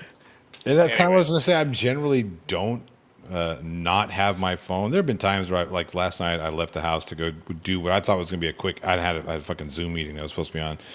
But I left the house to do what I thought was going to be a quick little errand before the Zoom meeting. And then like 40 minutes later, I've got the guys like blowing my phone up, but it's not in my hand. But I get back and I see I've missed like 16 calls or some shit about the Zoom meeting. I'm like, fuck. I do talk to text. It's just that next thing you know, it fucks up one word and tells the person I love them or something like that. Oh, like yeah. It's hard to have a technical conversation with, you say something and it changes it to like, some adjacent word. and stuff like that, right? And then you got to still pull the fucking phone up and fix that motherfucker. Yeah. So it doesn't solve the problem. Plus, yeah, talking, I don't know. It's just before we go back to it, the one thing I was gonna say is I'll tell you what, these telemarketer scammer bullshit things have really messed it up for people that are legitimately trying to do phone sales. Yes. Because I'll tell you exactly how my conversation went with somebody who was, I don't know, they claim to be from Rogers. I don't believe anybody on the phone anymore because I get so many fucking scam calls. It's crazy. Yep. So of course they call and they say, oh, you know, blah, blah, blah. You know, we got a deal for internet and all that stuff and everything. And I'm like, okay, cool. And I'm like, hey, listen. So the guy gives his little pitch and I go, hey, so listen, I think that's a great deal. I said, but I would rather go into the Rogers store and talk to them about this because I don't do these over the phone anymore or like at all. And he's like, oh, sorry, this is a phone only, deal. And I'm like, well, it sucks to be you. Click. Like fucking see you later. Because I'm not fucking doing this over the phone. What am I going to do? Give you a credit card number and shit? Fuck off. Yeah. It's not worth it nowadays. That's how you're going to get scammed, right? So they probably I don't know. And actually one last thing. I had a company called Podium calling me. Okay. It's this I know what he does because he leaves his fucking pitch every single time. And it's an AI company that basically takes your phone, it basically connects to your phone number and then it does cold calling through text, I guess. So it sends, basically cold texts people and customers trying to oh, we can do a furnace service and whatever your company does, cold texting business. First of all, I'm not going to cold text my customers. That's fucking stupid. Yeah. Because I've built my business on people trusting me and knowing I've done a good job. I don't need to cold text them. They'll call me when they got a problem. Okay. So the other thing is I've read the reviews and the reviews are this company fucking never did anything that it said it would do, but they still collect. He said their service doesn't work at all, but their billing department works great. Yeah. And then it's the same bullshit where they auto renew you into contracts. It's harder to get out. People that call them trying to talk to cancellation and they put the phone on hold and fucking walk away. Basically they're legitimate companies that are borderline scam companies. They're real because they exist and they probably pay their taxes and they operate legally, but the tactics they use are fucking horse trash. The dude called me. He finally stopped in the last week. The guy was calling me and I everyone went to voicemail. I didn't answer it. It's New York. I'm not answering a call from New York. Fuck off. I don't live anywhere near New York. And the guy called me every day of the week for 5 weeks straight. Fuck that. Every day of the week. When you look at because I blocked him, and then you just see missed call, missed call, missed call, missed call every day, Monday, Tuesday, Wednesday, Thursday, Friday, Monday, Tuesday, Wednesday, Thursday, Friday. And I'm I said to my wife, I said, all I need to know about you as a company is that this is how your sales department behaves. Right. And I already know I'm never going to work with you. Right. If you harass potential customers like this, then I already know you're a bullshit company. Right. Yeah, and then actually the other one that you get I get calls from all the time is this Ace Hardware out of California or Ace Tools or something. Oh yeah. You know of them? Yeah. They're a legitimate company that scams people. So what they do is, they might be piggyback. I don't think they're the Ace Tools that you're thinking of as the thing. I know. I think that they're like Ace. The other one might be Ace Hardware and Tools, and they're like Ace Tools. Yeah. They're a different company, but they piggyback off that idea. What I mean by they're a legitimate company is they send you the products they say they're going to send you, but they misbill you. Yeah. So what they'll do is they say, oh, we'll sell you 5 blades for X many dollars, or it's X many dollars a blade. The whole pack of 5 is $20, and blah blah blah, and anyways. So they might even say, oh, we'll give you a free sample. We just ask you pay for it if you enjoy the product and stuff like that and everything. So they send it to you, and everybody has the same description of the problem. You open it up, there's the gloves you ordered, there's the pack of blades that are garbage. They're the cheapest fucking blades on earth, apparently. But there at the bottom is the bill. Oh, no, it's not $20 a pack. It's $20 a fucking blade. Yep. And then the gloves will be the same thing. Pack of 5. Oh, $20 for a pack of 5. No, $20 per per glove for a pack of 5. Yeah. And then when you don't pay, because you're like, fuck you, I never agreed to this, I'm not going to pay. So they either collect money from you and you never work with them again, at which point they still made money, or they sell your debt to collectors when you don't pay them. And of course, debt collectors, they'll give you like, oh, we'll give you 20 cents to the dollar on the debt that's owed to you, right? Because they're hoping to collect. So if they can artificially inflate the amount of money that you owe them, then they can. So let's say they say, oh, you owe them $300, but they only collect 20 cents to the dollar, where they're getting, they get $60 out of that, right? Well, that's $60 more than they had before, and the material they sent you is probably only worth $20. So they're still making money no matter what they do. Then they're affecting your credit at the end of the day, right? So. Yeah, so debt collectors, and this is kind of like a rabbit we're chasing, but no, we'll get onto the video again. But we just had this moment. It's fun. Yeah, it's fine. I like rabbit chasing. It's all good. This is what we're here for. Debt collectors, whenever, like, let's say it's Midland Credit Management, right? MCM, that's one of the biggest ones here in the States. Okay. And you're, Beaver air conditioning.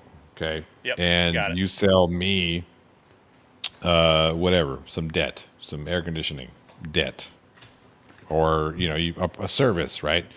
You sell me a service for my HVAC system, and I don't pay. Okay, you sell that debt, you're done with it. It's no longer yours. So MCM will come in and say, we'll give you 70 cents or 20 cents or 30 cents or whatever their deal is on the dollar for this debt. And you as a company are like, fuck it, something's better than nothing, so I'll just take it.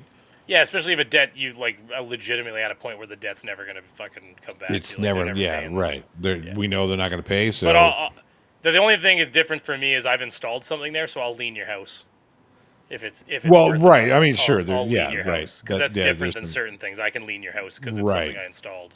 Right. Yeah. I just mean I have slightly more options than some people have, depending on what kind of debt we're talking about, right? Right. We're just using that in general. But yeah, I mean, so this is what they'll do is they will sell it. So once they're done with it, they're done with it. They don't give a shit. And it's the management company, the people who purchase the credit, that they're the ones that are trying to recover. So if they ever tell you that, the best we can do is, 60% of the debt, tell them no, the best you can do is go fuck yourself.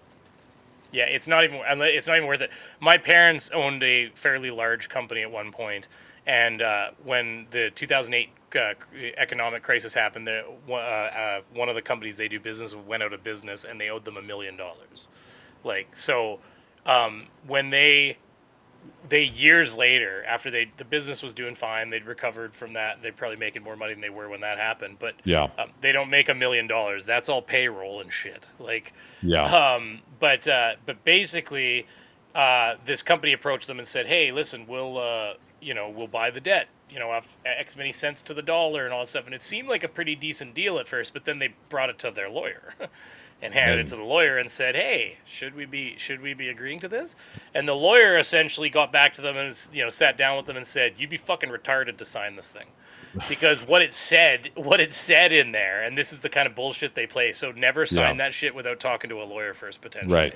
Right. What it said in there is basically that they were gonna, let's say it was 40 cents or 35 cents to the dollar. Okay. Yeah. So because it was a huge debt, so they get $350,000 put back into the business coffers out of the $1 million they're owed, right? Right. But what it said in there is that if they don't collect a certain amount of that value back from the people that they're going after, that you're required to pay the difference. The difference, yep. So all of a sudden it's like you collect $250. I think it was less than that. I think it was like $250,000. But then when they don't get paid back, you'd owe them like fucking 600,000 or something, whatever the balance is on the contract. Yep. So basically that's its own type of fucking shifty work, because what they're doing is they're building right into the contract. Well, you signed it, you agreed to this, so pay up. Because we never, and meanwhile, the airline that they were going after is out of business. It doesn't exist. It wasn't purchased by another company. Right. Where are you you can't take blood from a stone. So where are you gonna get the money from, right? Exactly. I've moved forward to, there's this 42 minutes. Boys were not raised to give emotional support. And again, remind everybody that just because it's being said in here doesn't mean that we agree with it. We are discussing. I do. Has all of the I do agree with this statement, but yeah, they're going to talk about it for a second. Power. And when I spoke to people, I want to tell I might be like a second before it here because my notes are, like I might have wrote down 30 seconds prior or you something. about 3 dating paradoxes that I saw. So the first dating paradox for men is this idea that now that women are providers and do not need a man to take care of them financially, they really want guys to step up with emotional support. But here's the paradox. They were not raised and they don't know how to give that emotional support or Oh, yeah, no, we're emotional here. availability. So we know women, even if they have the same number of friends as guys, the women are talking to their friends much more often. Women speak to their kids, even starting at a very young age. They use more emotional language with their daughters and their sons. So constantly we have this feeling where we're asking men to do something when they don't have the skills. I was talking to my friend David, and he said women are in graduate school when it comes to emotional conversations, and guys are in 3rd grade. The other part of the paradox is that women are asking men to be more emotionally open, but then they get shamed when they do that. So we have this great quote from Brene Yeah, Brown where she hold on says, one second. we beg guys to open up, we beg them to let us in, and then when they do, we can't stomach it. And I heard that over and over in my research. There's this quote where a guy says, a woman would rather see me die on the white horse than fall off of it. And so there's this sense that I have to be perfect, I have to be the masculine and the feminine, but I don't have the skills to do that. And women say that they want these guys to be emotional, but as soon as they show emotionality, it can freak those women out. So one guy that I spoke to for this said, I went on a few dates with this woman. At some point, I told her that my mom had had a suicide attempt. And the next day she texted me and said, I'm sorry, I can't see you. I cannot process your emotional trauma for you. And so guys are getting a lot of mixed messages. We want you to be feminine. We want you to support us. But when you do, it freaks us out. And so we don't want that. And So yeah, that's something that I've seen now. Again, anecdotal evidence, right? I mean, I've seen this this same kind of thing repeated on Reddit before, where Yep. the person, what was the case with this one, where they, it was actually a woman posting, and she was like, my husband cried in front of me, and now I can't, I'm not even attracted to him anymore. It's like, Yeah. oof, that's all it took. Fuck, Jesus. Right. Yeah. I can tell you from personal experience, and again, this is anecdotal for sure. Let's talk shit about your ex. Go. I'm just kidding. I'm kidding. I'm kidding. No, I'm joking. Of course. People who know me know that's not something I engage in. No, I know. That's why it's a joke. Yeah. No. Right. I Get the can't tea say out, everybody. right. In my personal experience, I can say that what this woman just said is 100% correct when it comes to men being vulnerable. And you see this a lot, right? Women want that strong man, and they want that strength. And there was actually a video that came out, and I didn't catch the entire bit. I just caught the sound bite of the guy talking. He's like, "Well, when is he supposed to be soft? A man can't be soft with you. When is he supposed to be soft? When can he be soft? When If he I've can't got be a baby puppy dog in my hands." well, he's like, when can he be? So when can a man be soft? If he can't be soft in your relationship, then what are you telling him? Now, this isn't a universal problem, though. I mean, you've got like Brooke here saying, for instance, and I understand it. I think Brooke is 100% dead on here. My brother wasn't raised to not give emotional support. That's fair. And the problem is with this is everybody's experience is going to be unique. Let's face it, there are going to be fantastic. I mean, just like, Sure. like lots of kids aren't beaten and abused by their parents and stuff, but some are, right? And Right. so those are very deflected. Your comment and what I just said are very deflected from each other. But I think the point I'm trying to get towards is that yeah, like absolutely, your mother may have done a really good job at teaching him to be emotionally supportive. And some people are just better at being emotionally supportive. We've all got personalities and brain chemistry that's running, and so some Well, people. see, the kind of All thing I was is- just gonna Yeah, add sorry, to go that ahead. is like I watch a guy on YouTube. It's Dr. K. I don't know if you've seen it. It's a Healthy Gamer GG. He's a psychologist, like university graduate. He basically does it on YouTube now, and they get their clients through YouTube. But he's got ADHD. He failed in his first year at university because he was like fucking smoking weed and playing video Right. games and having ADHD and stuff. So I watch him because I connect with him a lot. He seems to understand my soul.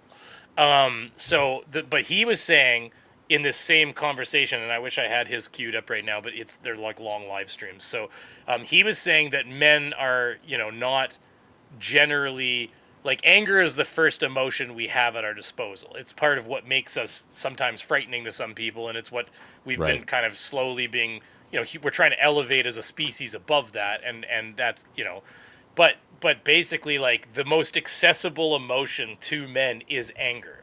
Now, that doesn't mean you should be abusing people or hitting people or, like, being violent. We're talking about anger, not violence, okay? So nobody's ever going to justify spousal violence. But if you get, like, I know with me, like, if I've got a deep voice, if I get just a little louder, sometimes she thinks I'm yelling, and I'm like, I don't think I'm yelling. I don't even have that energy. I didn't have that energy in my heart. But, so sometimes the aggression and maybe I am being louder than I think or whatever, but you know what I mean? Like, aggression and annoyance, that kind of, like, visceralness is the first. Everybody's like, Beaver abuses. So, but you know what I mean? You get into it back and forth, and next thing you know, I just project a lot more. Like, really, it's the subtle differences between annoyance, anger, rage and anger. There's a subtle difference between rage and anger, because I can be extremely angry, but not raging. You know what I mean? Like, I've never thrown a plate at a wall, or I've been annoyed, but, like, I've never had the urge to come here, bitch. Like, it's like it's not something that's come through my mind. I was taught never, like most boys, I'm sure, have been, whether they listened or not. That is not the appropriate. Right, that's not the appropriate response. Anybody, let alone a woman, right? I mean, it's not acceptable. All I was going to say, kind of like speaking to your point a little bit earlier, talking about, or to Brooke's point, talking about, well, men and women. See, men, we get it from both sides. We get it from men and we get it from women when we talk about, like, this new age man who is emotionally available to people is very new, and I mean extremely new, probably within the past 20 years new, which is relatively new for a lot of folks. Because growing up, we were not allowed to be overly emotional. We were taught that there's a time and a place to be emotional. And we were always taught that right now isn't the time nor place. We were never taught where that time and place was. That was never reinforced. You know what I mean? I only remember anger as an emotion because I guess, like, I don't know. I don't know if it was because I was taught this or whatever, but I feel like if I was sad, I would have hid that. Yeah, I feel like I would have pushed it into my core, and I would have just ate it. Right. And then, like, the anger is what would come out. Right. That's kind of where I was going with that. That's what we were taught. We were never taught. We were never shown. We were never taught to not do that, I guess, would be what I'd say. What in I mean case. is, no, we were taught that's not okay, right? You should deal with your emotions, right? That was always the thing they would say, but there was never the lesson that should have followed up. And, part of it is because, like, my father was not the most emotionally supportive parent.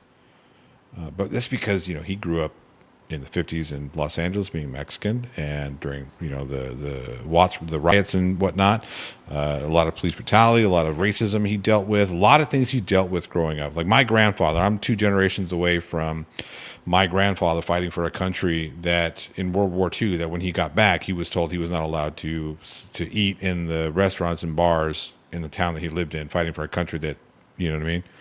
So he was proper Mexican. He was proper. Well, no, for certain. He was born in Ajo, Arizona, and a Papago native of the Apache Nation. Did you say Ajo? Yeah, Ajo. That's the name of the reservation. I heard space ho. Like that was, like I was like, did I hear that right? AJO Arizona. Like that J. Yeah. It's the Jesus J. I got you. Yeah, the Jesus. Yeah. But grew up on a reservation, Apache Nation, first, second generation American, even though he's fucking native. But so dealing with that, there's a lot of different kind of stressors, right? So they did a study on generational trauma and I don't remember if they showed it, demonstrated, or evidenced that generational trauma changes genetic coding amongst people. Oh no, they yeah, no, I did see that.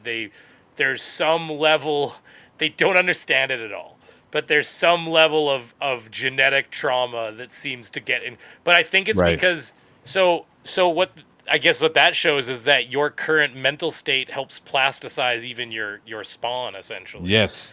Like it Right. gets coded into your reproductive Exactly. genes. Exactly. Which That's- which is crazy, which means that your body is actually constantly changing. Yes. It's like that whole idea of this is your DNA code, this is what makes you up. That's Right. not 100% true anymore. There's things that are added or taken away along the way that also, but they might not affect you, but they get into your seed, I guess is the way to look at Right. that.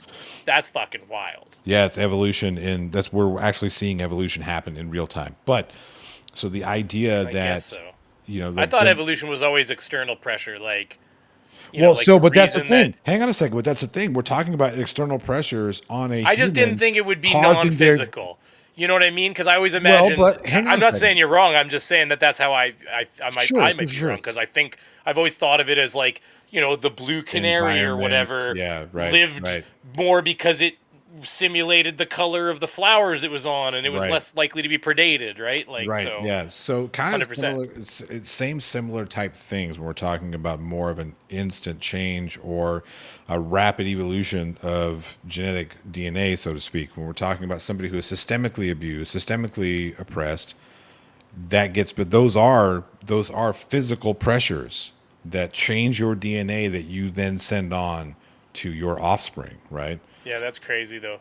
Yeah, But- there was supporting evidence. I know that we're not just talking like hooey. Right, There yeah. was a study where they were like, there appears to be a bit of a link, but who knows? We'll find out more as time goes on, because those Sure, studies will be right. done again now. Yes, by they need to different be. people, and they might solve for data X, points that maybe right. weren't considered in the past. Exactly, which is what science says. But I don't even remember what the fucking point I was going to say.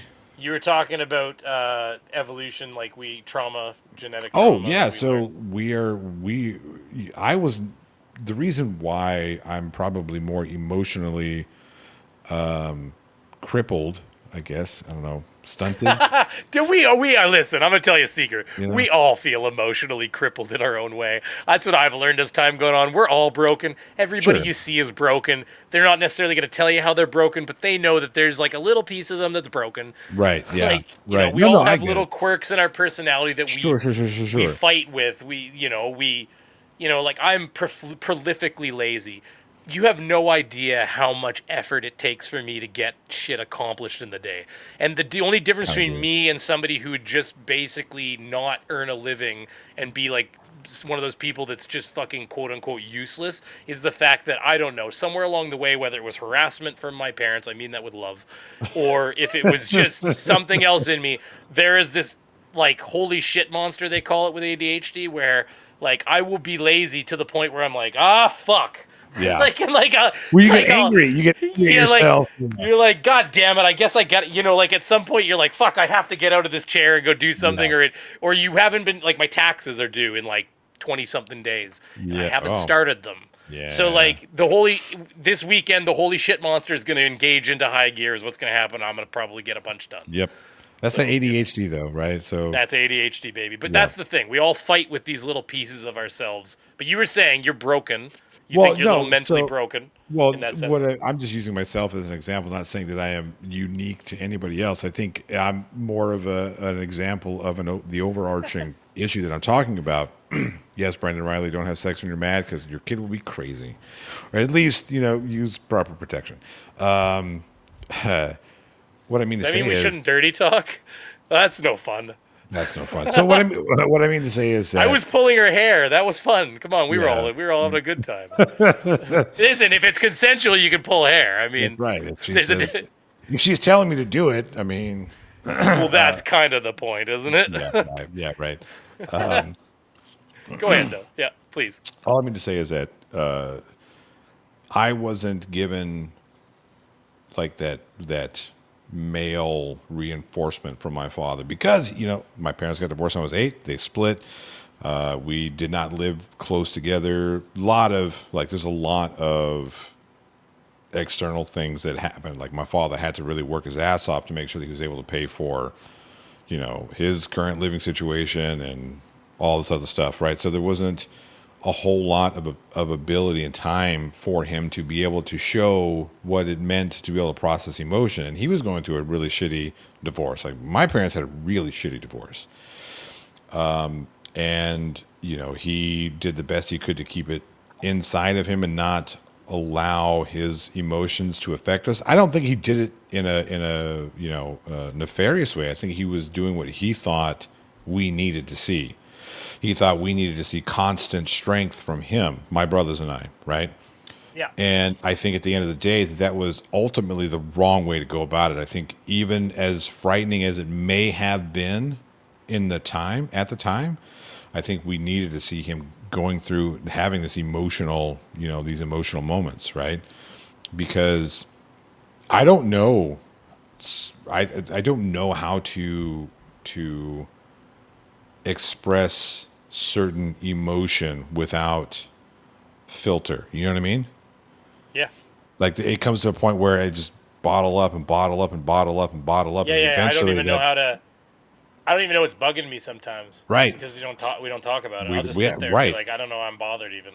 Yeah, Like, right. they're just like, even I was having a day like that yesterday. I was just kind of slightly annoyed for some reason. I don't Yeah, even know why. and we men are conditioned that way from, at least I was conditioned that way, and a lot of I people mean, women are guilty of doing what I just said too. I mean, it's the same reason why my wife doesn't appreciate when I'm like, "Hey, what's wrong? What's wrong?" She's told Yeah. me she's fine like 15 times. Like, something's bothering you? Come on, like, Right, yeah. it's like, Well, so we maybe do we're that just because we sometimes know. we have emotional days, like, Right, and again, we were not, at least I wasn't, and a lot of people in my demographic were not taught how to have those emotional conversations that were productive, because again, we were taught to fix problems, right? We were conditioned. If there's an issue, yeah, if there's an issue, somebody likes their hair pulled. somebody does. I don't Right. know. I think that's what she says. I think she says she misses the hair pulling. So either she was pulling Oh, the like hair. I miss or- it. I thought maybe she missed it. I'm like, well, how do you know about it if you missed it? Yeah. I'm fucking dumb. I mean, that's funny. That's one Oh, way. shit. That But was- what I mean to say is, right? We were Oh, taught yeah, to that was fix, fun for me. Like part of it because of the emotional training that we were given. We weren't told and taught how to validate emotion. Right? It was when somebody comes to you with a problem. All right, cool. The analytical brain kicks in, and it sounds to me like you need a number 2 Phillips screwdriver for your issue. And I got in trouble for that in my relationship because it was like, this is what I mean. Okay, so listen, ladies, this is the thing. Okay, we don't know what we're doing wrong, and I mean this sincerely sometimes, because Right. it would be like, she'd come to me, and I've gotten better at this. I've recovered as a man. Okay, but she would come to me with things she was annoyed about. Yeah. And I would always try to fix them because, like, Yes. I just try to generate, like, well, I mean, I can't even think of an example, but it could be like some things are fixable, but some things are just almost like opinion or emotion.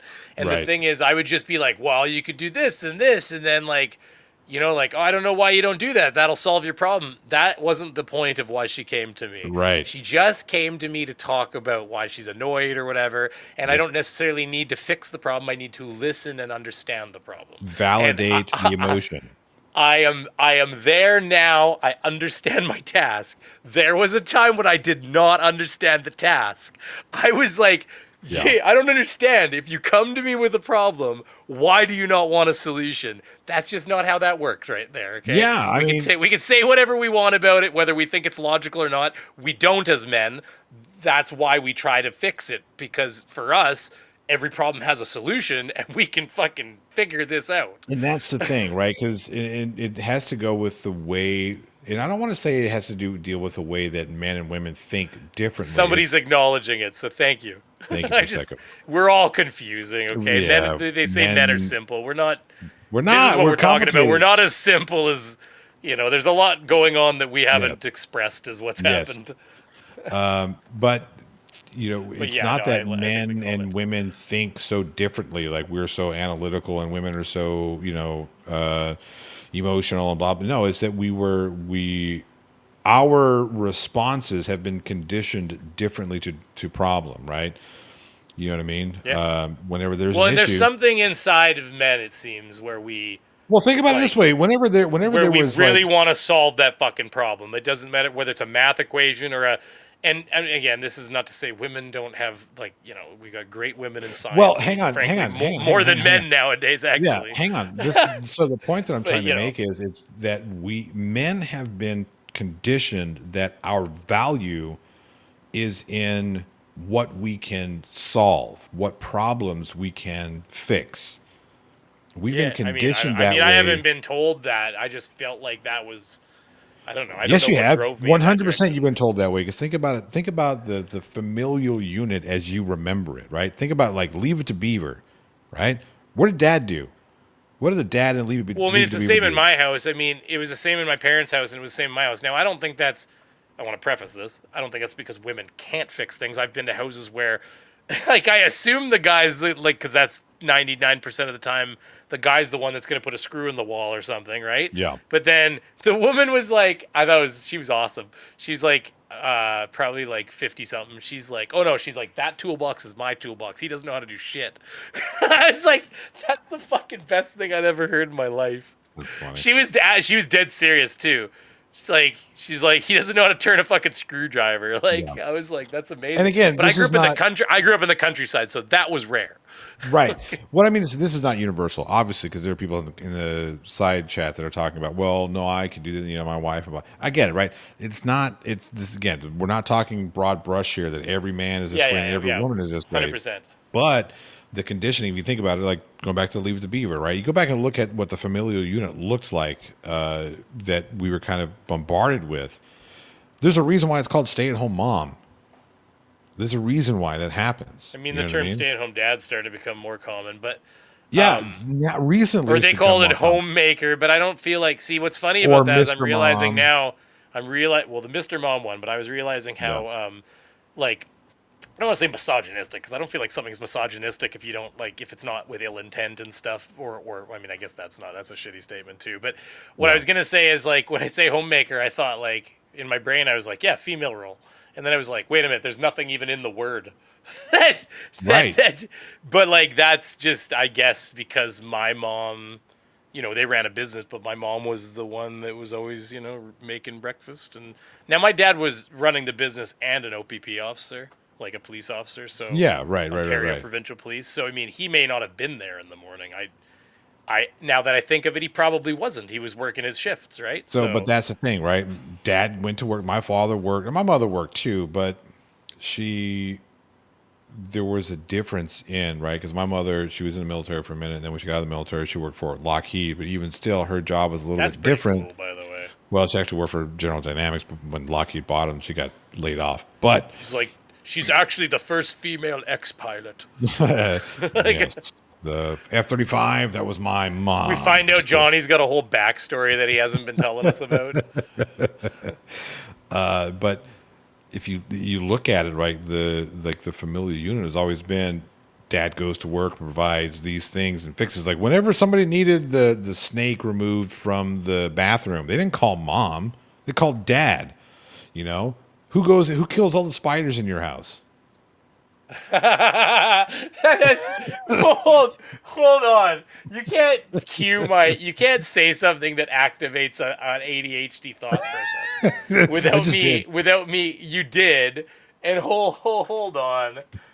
But, you know, that's kind of that's like the point that I'm making here, is that the roles are rapidly changing, and women are better prepared to deal with that rapid change because they have been dealing with it longer than men.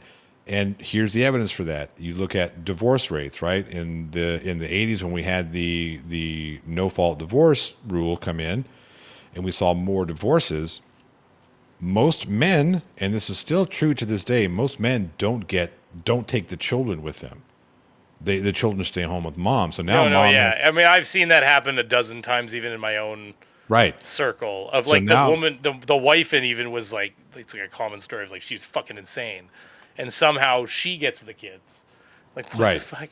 It took a meth breakdown and losing teeth and shit to eventually get the kids back from her. So what the point of that is that women, they've been dealing with the rapid change a lot longer than men, so they're more equipped to handle it going forward. Like, kids growing up in my generation and younger, they're more adept to knowing what it's like for mom to be both the breadwinner of the house and the emotional support of the house. That's funny.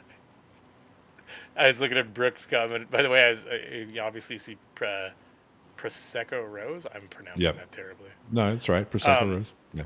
I'm not a good pronunciator. Brooke is saying he got 3 kids. They're the housekeepers and spider murderers. That's fair. Okay, so hold on. Before we move away from the spider, has anybody seen Bo Burnham before? Oh, no. There's this fucking...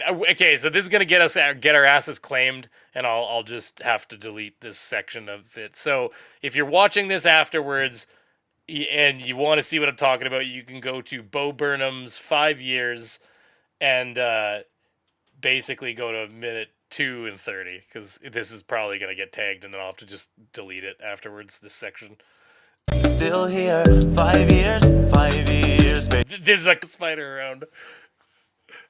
The Warlock Holmes 420 says, I was a house dad, best job ever. I'd be happy doing it forever. And here's the thing. If I don't give a shit, right? The stay-at-home dad, stay-at-home mom, if it works for you, however it works, I mean, I fully support there being a stay-at-home parent, especially during the earlier years, like before the kids start, becoming teenagers and driving and whatnot. Even then, there's still some merit into having that stay-at-home presence to be able to take care of a lot of things. I've always worked, I didn't say always, but I've done more gig work than my ex did, so I was more available for the kids' schools. Like, I took the kids to school every single day. I picked them up every single day. If there was a problem, which there were a lot of problems with my kids growing up, I was the one in school talking to the kids, taking care of the kids, taking care of the principals. That was just me.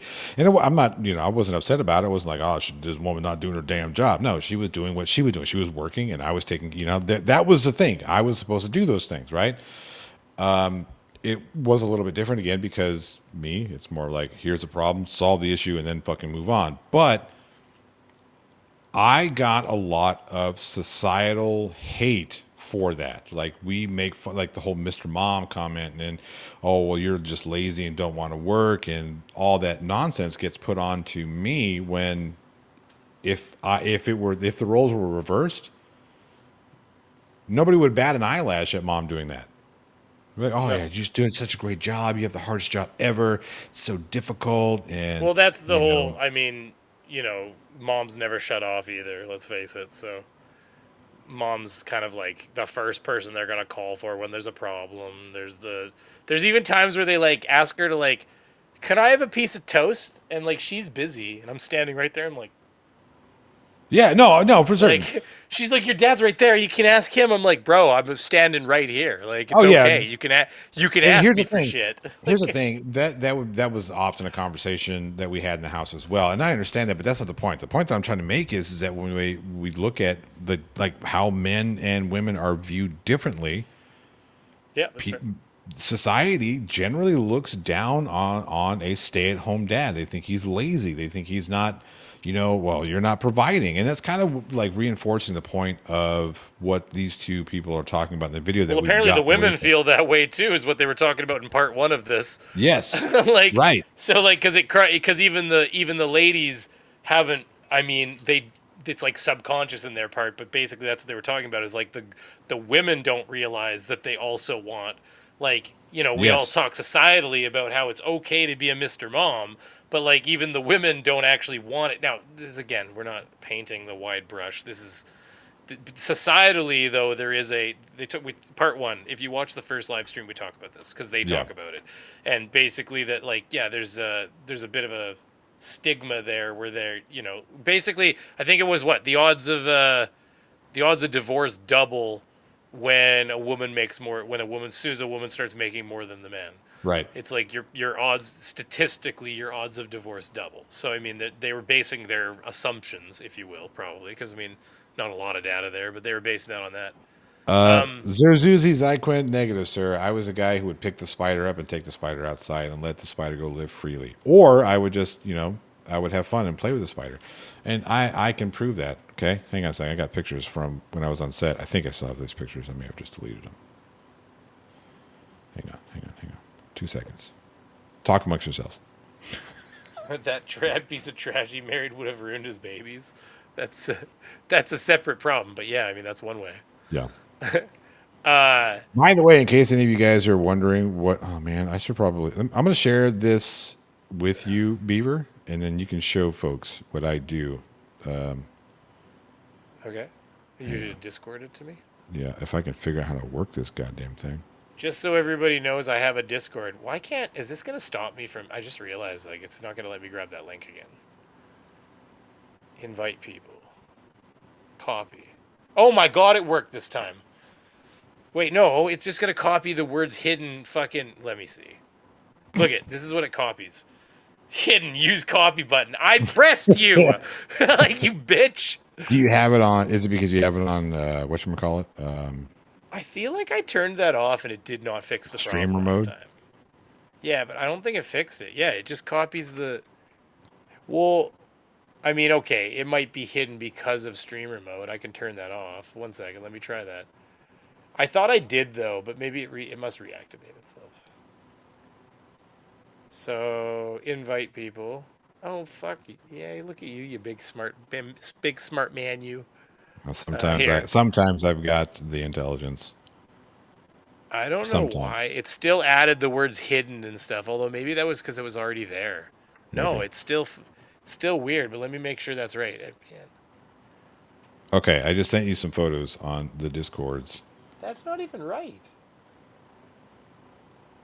This is the craziest thing. I'm just going to manually copy this thing out. This is the craziest bullshit I've ever seen. Okay. That is Discord link. You can, okay, I'm going to check what you did. But anyways, if anybody ever wants to join my Discord, and I'm trying to break it out of its fatal state, if you don't mind joining the conversation in there, I would love. And by the way, I hear every notification in my Discord. So like, if you like, people will notice. Like, you can comment at me, especially if you at me, and I'll probably be in. Like, a lot of times people get a response from me alarmingly quick. You'd be surprised. I don't want to guarantee that, but like, if you want to talk to me, I'm in there. Yeah. Okay, so like that's a. Oh, okay. See the first. So some of that's the thumbnail. No, with the thumbnail, you should have seen it. It was just zoomed in on her crotch. Oh fuck! it's like it was just like the pelvis. And, I need you to show like, this now, because if you don't, people are going to think that these are a lot worse than what they are. Yeah, it's not like that. Yeah, because you're like zoomed in on her crotch. You just I don't share want to screen. upload that. Yeah, I mean I can. It's not like I have Hold on, let me put it back into streamer mode at the very minimum. Because streamer mode just hides names, everybody. Yeah. That's what it does. It hides like private information and things like that. Yeah, so let me just do it like this. Oh wait, I don't want to do it on this screen, do I? No, I don't. I'm gonna. You can do it on this screen. Just it could cover us up for a minute. Yeah, well, it's true. I guess you just put it over top of yourself, right? Jeez. Yeah. Okay, I just gotta make sure I don't have anything like I don't share my whole screen that often anymore. You were sharing a screen without sharing your system sound. Oh no, I don't care. Yeah. Stop asking me. Wait, but it didn't bring anything on the screen. Did you add to scene? Listen, then it's just easier to do this. Like I was. Oh, well, there you go. Well, hold on. Here you go. No, it wasn't over on the side. It was that it didn't. Yeah. Anyways, we're there.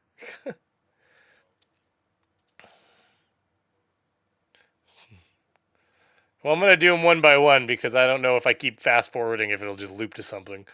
So what is this? Oh, he's good. He's decent. Look at that. He lifts weights. Yeah, I was going to say like he's one of those top 10 percenters on Hinge we were talking about.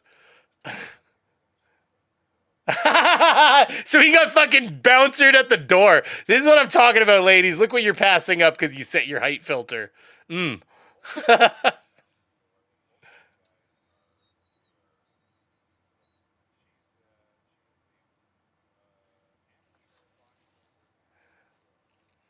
got a nice tattoo. It's good. What do you want to show? Oh, okay. You sent me all of that, so.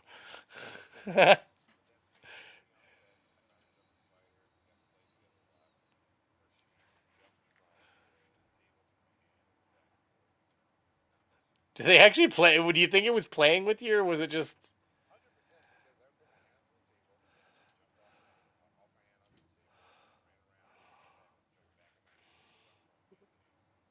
That's kind of messed up, isn't it? Like, I don't mean messed up like that. It's just crazy. I saw a video the other day, before we jump back into just a hair more of this video, and then we'll, obviously we're getting towards 2 hours here. So, I saw, what was it? It was a gopher. They had a chuck it, one of those things you throw the tennis ball with for your dog. And it was sitting, he's putting it in the hole, and the gopher was like pushing fucking dirt into it, and they throw it out, and they put it back down. Gopher put back a bunch more dirt and pack it into the fucking thing, throw it out. They were helping him dig his hole, and I'm like, that gopher's 100% working with him. Yep. Because like he knows what he's doing. He's packing it into the fucking chuck it so the guy can throw it out of the hole. Yep. Like, it's a lot more going on in there than we think sometimes. Oh yeah. And then here, I've just got to reshare. Okay, so listen, I'm gonna jump forward to one more part, and we're gonna do a hair more, and then we'll be done soon. Okay, so the one part I wanted to jump to is my favorite part. I even in my notes put a little like one of those like confetti like symbols, right? And it says, "Let's talk about porn." Oh no! So if we weren't demonetized yet, we're gonna be in about 5 seconds. Yep. Boys, you need to join the NoFap community, okay? That's what it's about. The NoFap. Have you heard about this bullshit, by the way? NoFap? It's like no beating off.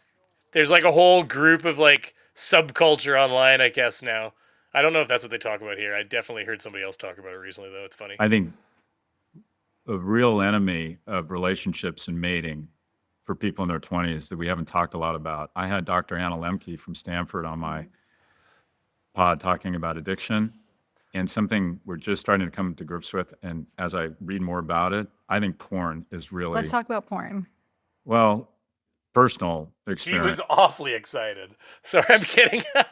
She did. The first time I even heard it, I'm like, well, she got on that. She was like, yeah, let's do it. Let's talk about it.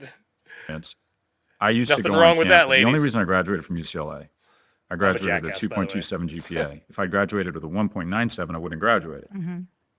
Not the only motivator, but a real motivator for me was the prospect of meeting someone. I could go onto campus, and there might be a chance I'd meet friends, be social, and possibly meet a potential romantic partner. It was very motivating. And if I'd had porn on this, and on my screen, always available, I'm not sure I would have gone on campus. I would have spent a lot more time at home. The guy's just admitting to the fact that he had a bottle of Jergens beside the bed. Basically never. I'm kidding, of course. No. No, my issue isn't with you, it's with what he says here, right? And I do think that there are issues when it comes to pornography and how that has affected. Oh yeah, 100%. Yeah, right. So absolutely 100% agree with that portion of the conversation. However, to sit there and say that, well, if I had it here and whatnot, it's like, motherfucker, you didn't take it. It wasn't difficult to get pornography. Well, hold on. It wasn't what it depends on what stage you're going to. Like, don't get me wrong. You could find it on websites easily. He's talking about being in college. But so I think he's talking in college for him. He's talking about like the 90s or something, though. Even still, no. Hang on a second. It was hard to get porn without pulling out a credit card in the 90s. Okay, that's the thing I will say. That's incorrect. You could pull out. No. They used to sell them fucking. You had to find your dad's VHS tape. Okay. Hang on.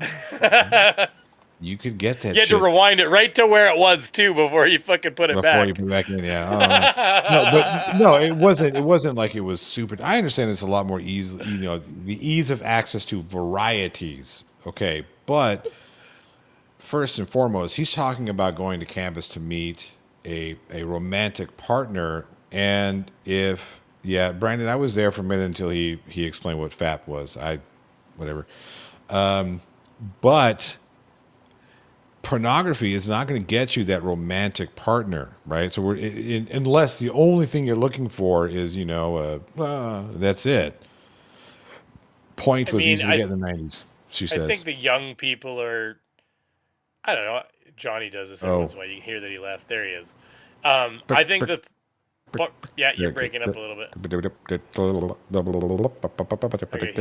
There we are. Fucking hell. I swear to God, it's like, yeah, because now you're roboting a little bit here. A little bit, yeah. Oh, there we go. It's okay. We're having internet spikes is all this is. Yeah.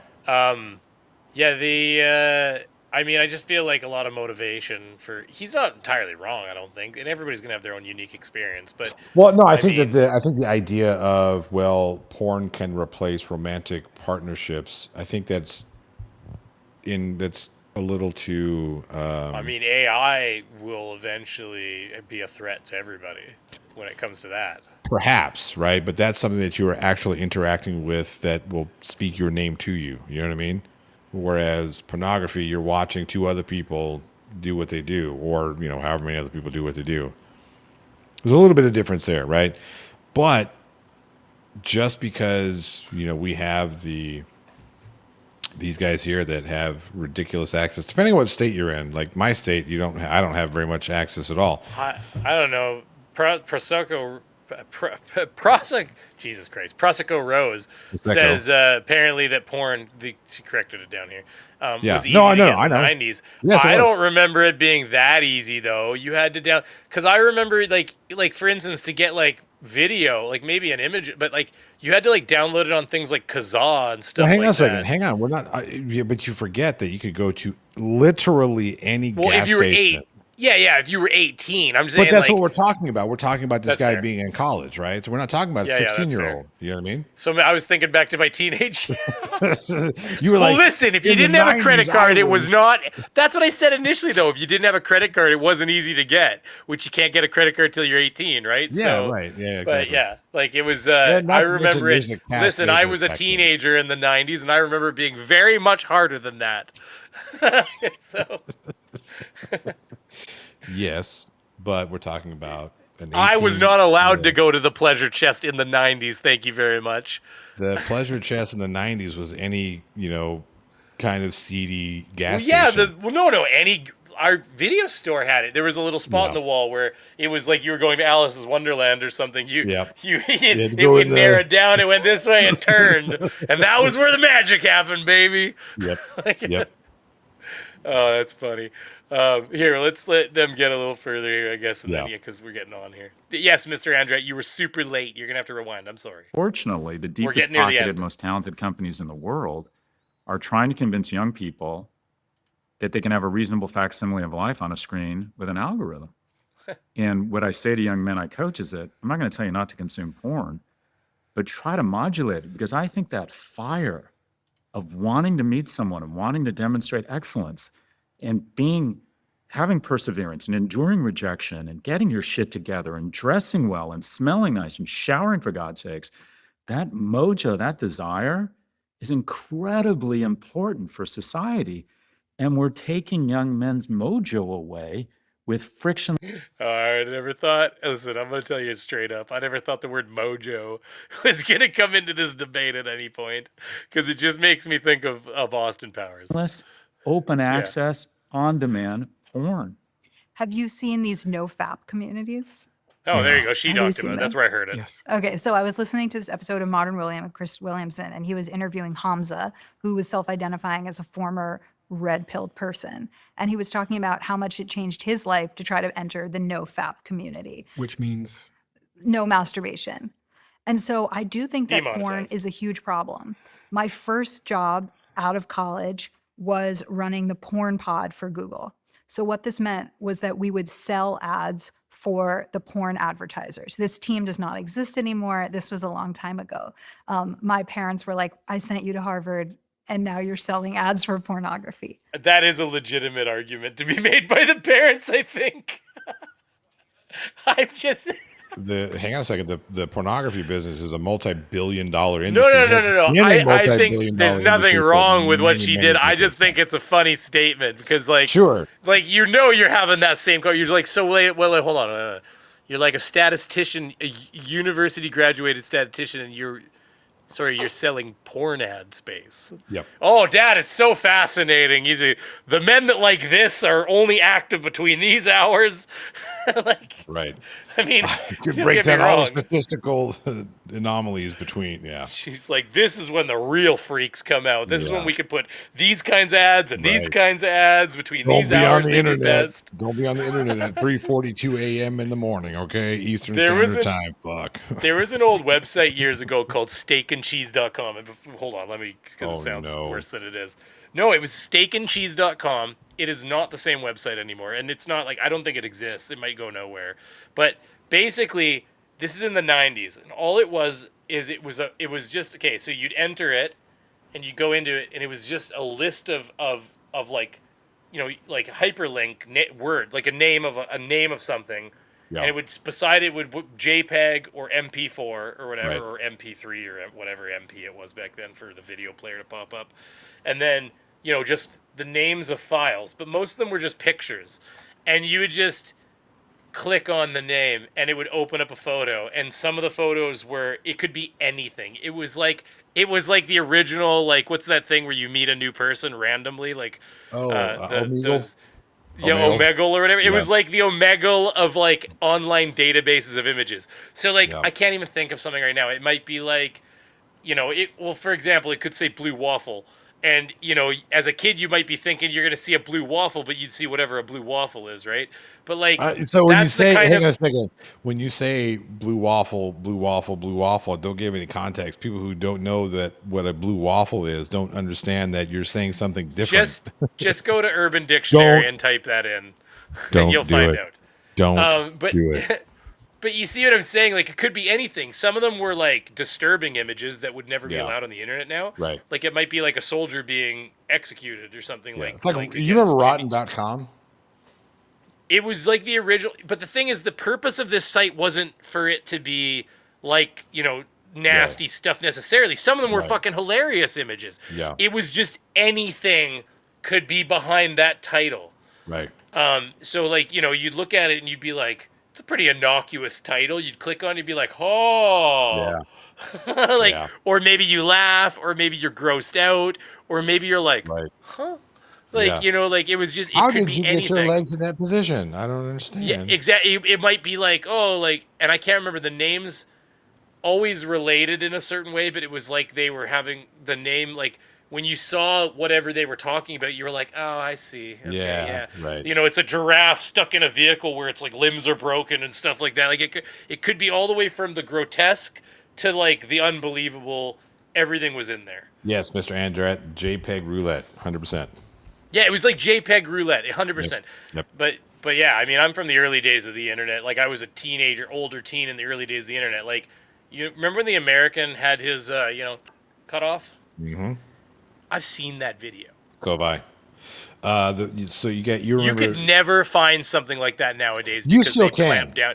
You I mean, still if you can, want, right? if you really wanted to find it, you'd find it if you went onto like the dark web and stuff like that. Well, you But, don't like, necessarily as have far- to go on the dark web, but you do. But have what to I'm put trying to little get bit is a video more- like that gets your website delisted nowadays. Yeah, all it's somebody a has to do lot is more report it to difficult.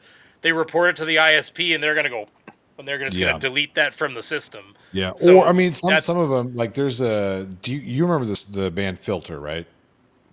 The song, hey Man, Nice Shot. You know the song.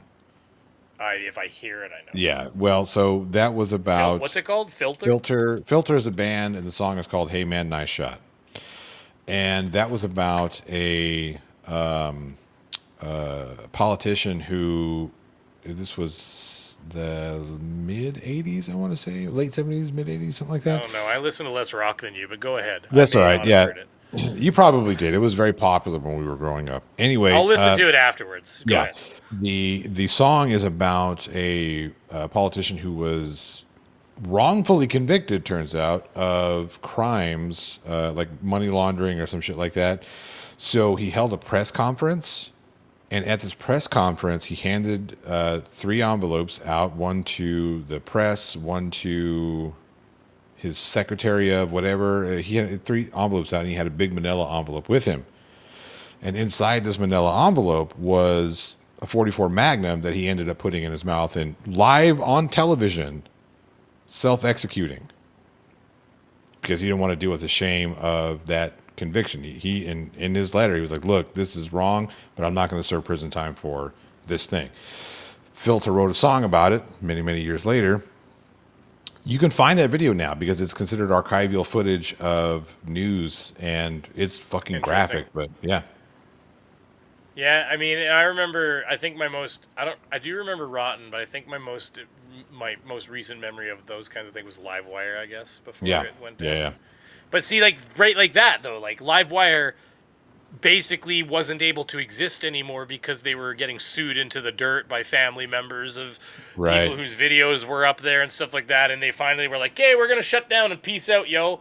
Yep. So like, but like there was a time when the internet was so Wild West, like the easily accessible internet was so Wild West that you could never make that happen. That's why you have revenge porn sites, and it would take a woman like a fucking decade to get a channel devoted to all their sex tapes from when they were married or whatever taken down, because like it was oh, well, we don't know who owns this site. It's got Red Beaver 22 as the owner, and like they just you'd have to get every single individual entity to work together. But now the way the laws are at least gotten slightly better, that there's a lot more interlinking between all that system. Yeah.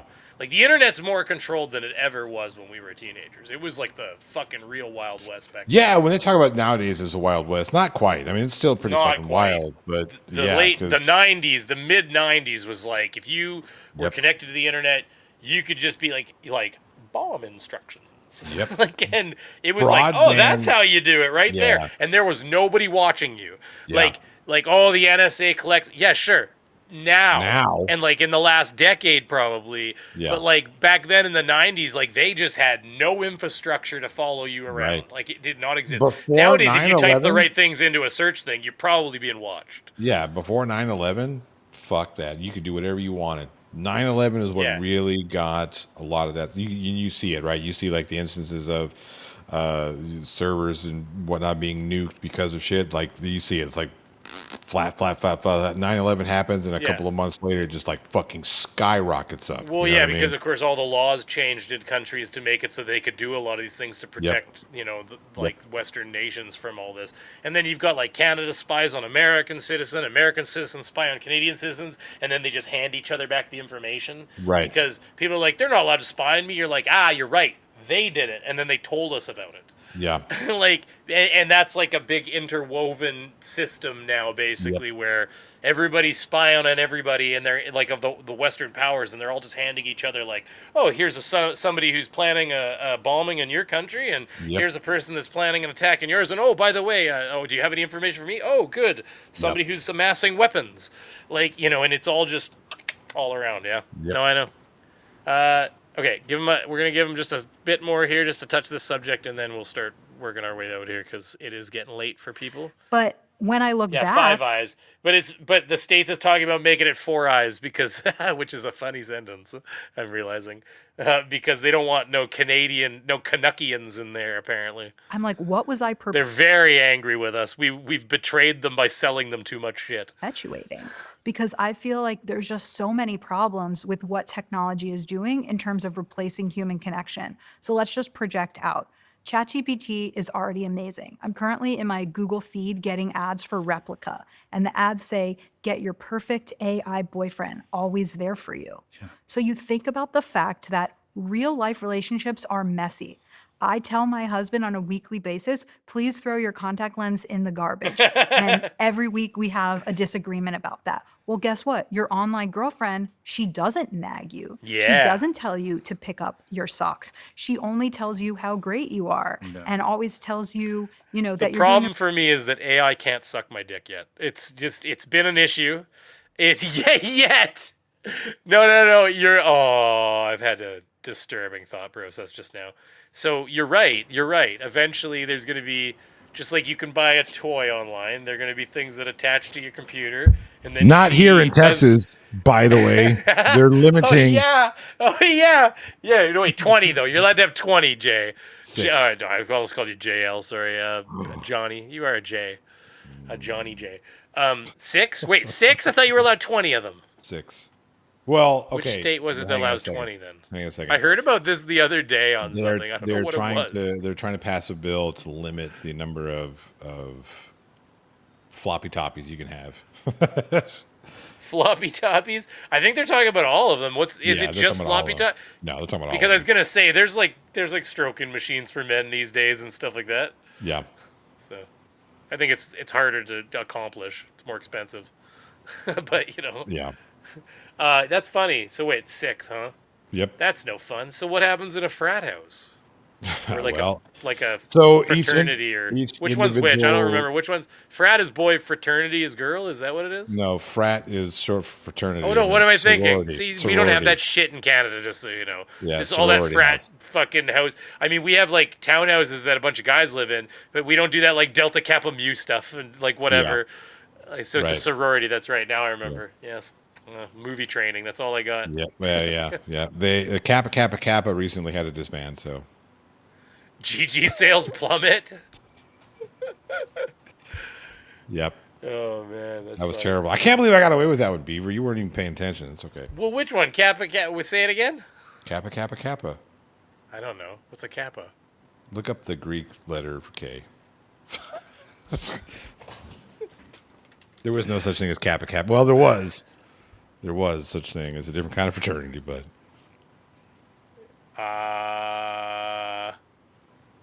I'm trying to here. just look up Beta, Kappa and it'll give you the oh, letter. Yeah.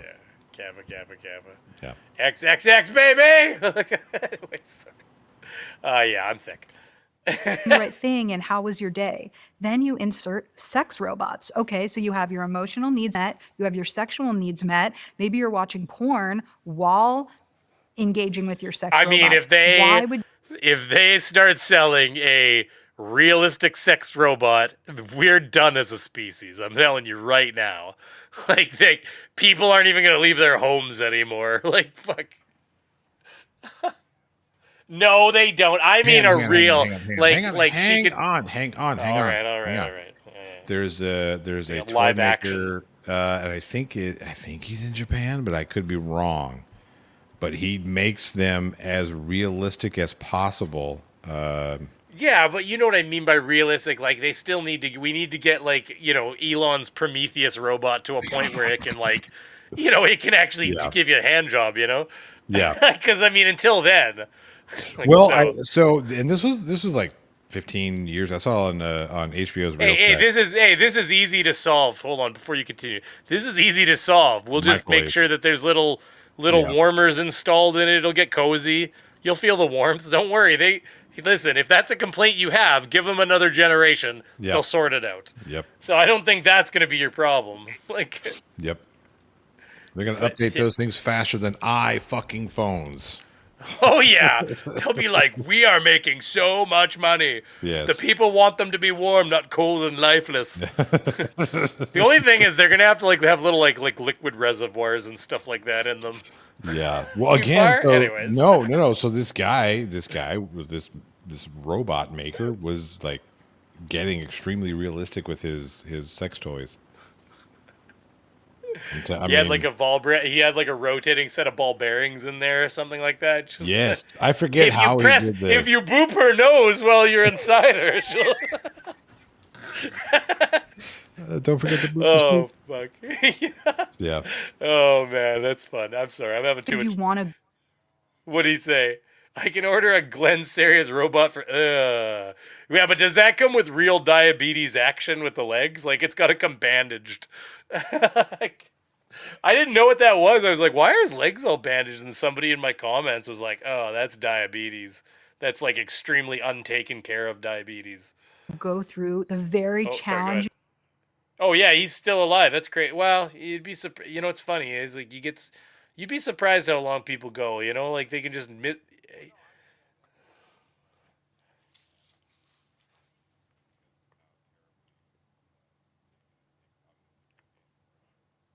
I mean, it's about to get more expensive. They were going to tariff pharmaceuticals. Anyways, continue. Potential rejection of real life relationships. And I feel like if all these things come to pass, which it seems very likely that they will, By the way, because Americans don't already pay enough for their health care. we are truly in a crisis moment when it comes to birth rate and future generations. And it impacts them. Well, yeah, you got It'll countries impact- right now like Japan and stuff. They're literally, and I shit you not, they are putting billboard ads up that are like, you should go get drunk at the bar. Maybe you hook up.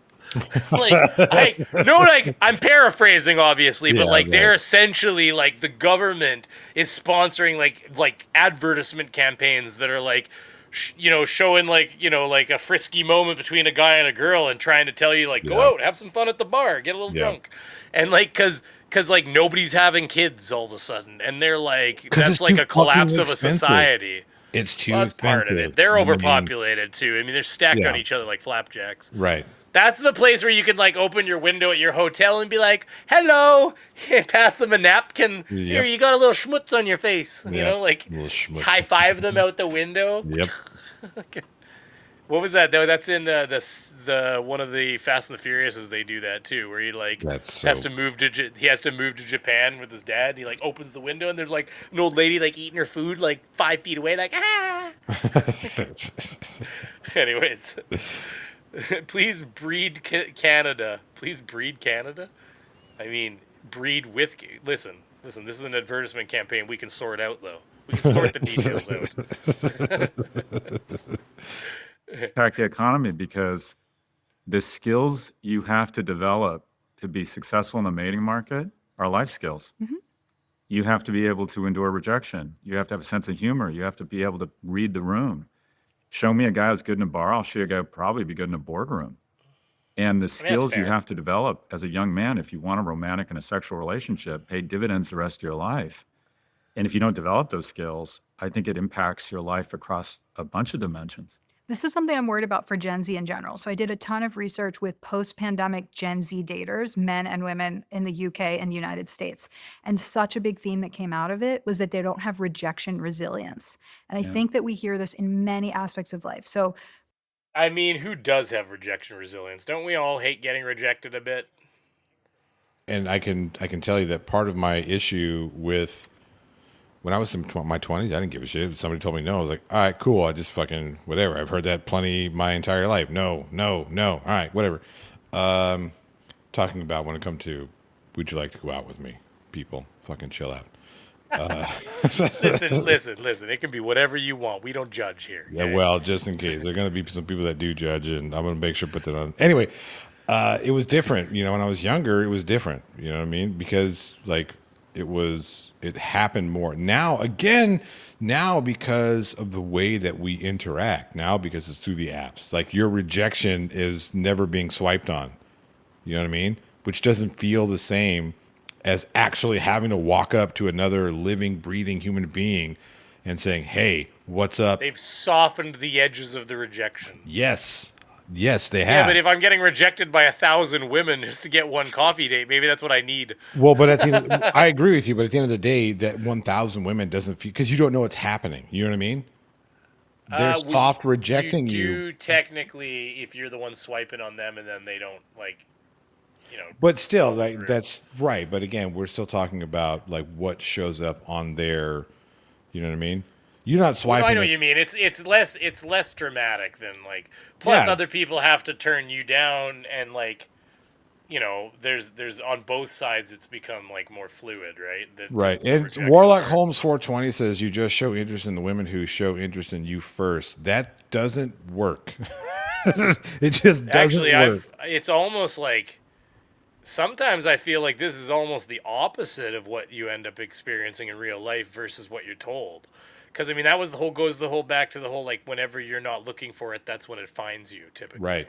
Which I find is more true than not, and I Yeah. feel like it's because, especially if you're actually really interested, you kind of, it's like You try the only too hard. difference yeah, and the only difference for women in some cases, not all, is between creepy and romantic is like how well Mhm. they know you, and if they don't feel they know you very well, the same effort that maybe it rewards you in the future is actually hurts you initially. Right. So it's like a lot of times the reason it feels like it happens, especially at least for a guy, when you're least looking for it, is probably because you're putting off the most like you're not.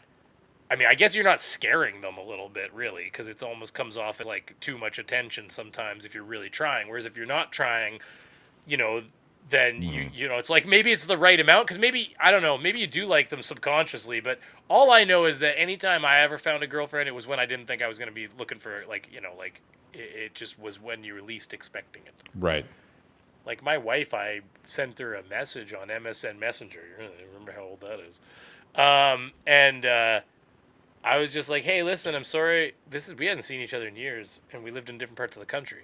And I was like, hey, listen, just so you know, like, when we dated in college for a short period of time, I apologize if I wasn't like emotionally available because I think I was still hung up on a previous girlfriend kind of thing. And I don't know what compelled me to do that.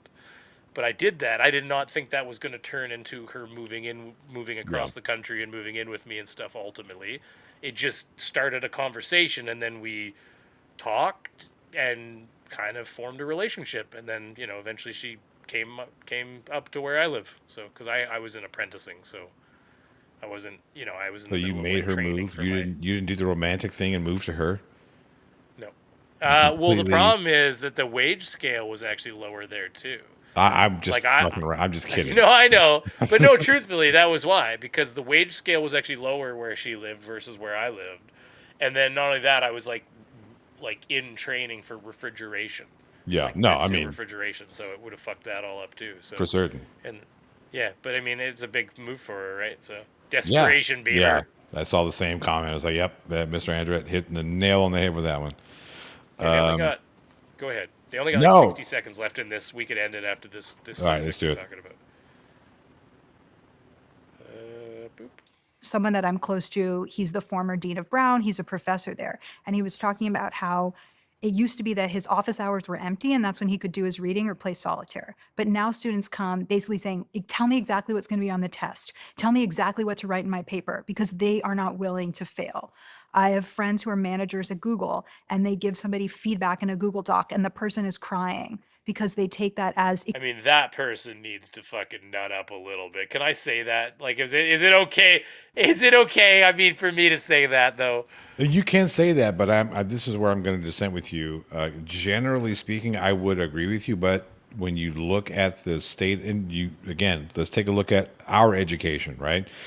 Our education, we were never encouraged to be incorrect. We were told that you had the right answer and you had the wrong answer, right? And that kind of got more and more reinforced. I know it did, especially here in the States with things like tax testing, standardized testing, right? No child left behind bullshit that George W. passed in the States, where if you didn't pass this standardized test, you didn't get to graduate, essentially. So you had to be correct. So we generated this like notion of fear. And then even like inside of the classroom, when you have kids that they're kind of afraid to raise their hand to answer a question because they don't want to be wrong and be berated for being wrong. Because in the States, we don't care about the effort, we care about the result. And the result isn't what we want, then it's wrong. So I can Sometimes, yeah. I was gonna say I I can understand where people, especially the younger generations now, aren't able to deal with that type of rejection. I can understand why, because it's very difficult. It's something we were conditioned. Again, we're talking about conditioning, that you have to get the right answer all the time, every time. If you don't get the A, you're not going to get the good grade in this class, and you're not going to be able to take this and get into the best college. It can go too far though, because we have a problem even in the town I live in where there's like they've got two different learning styles that they were trying to teach. And well, at first we didn't get a choice. They were using this certain new learning style, but this learning style has been a disaster in other places because it's too complicated to explain like this, but there was a lot more of like, all that matters is that you're thinking and doing the work. It doesn't matter whether you're right or wrong, kind of thing they were doing in our elementary school, and it was fucking disaster for the kids. So they were going through this.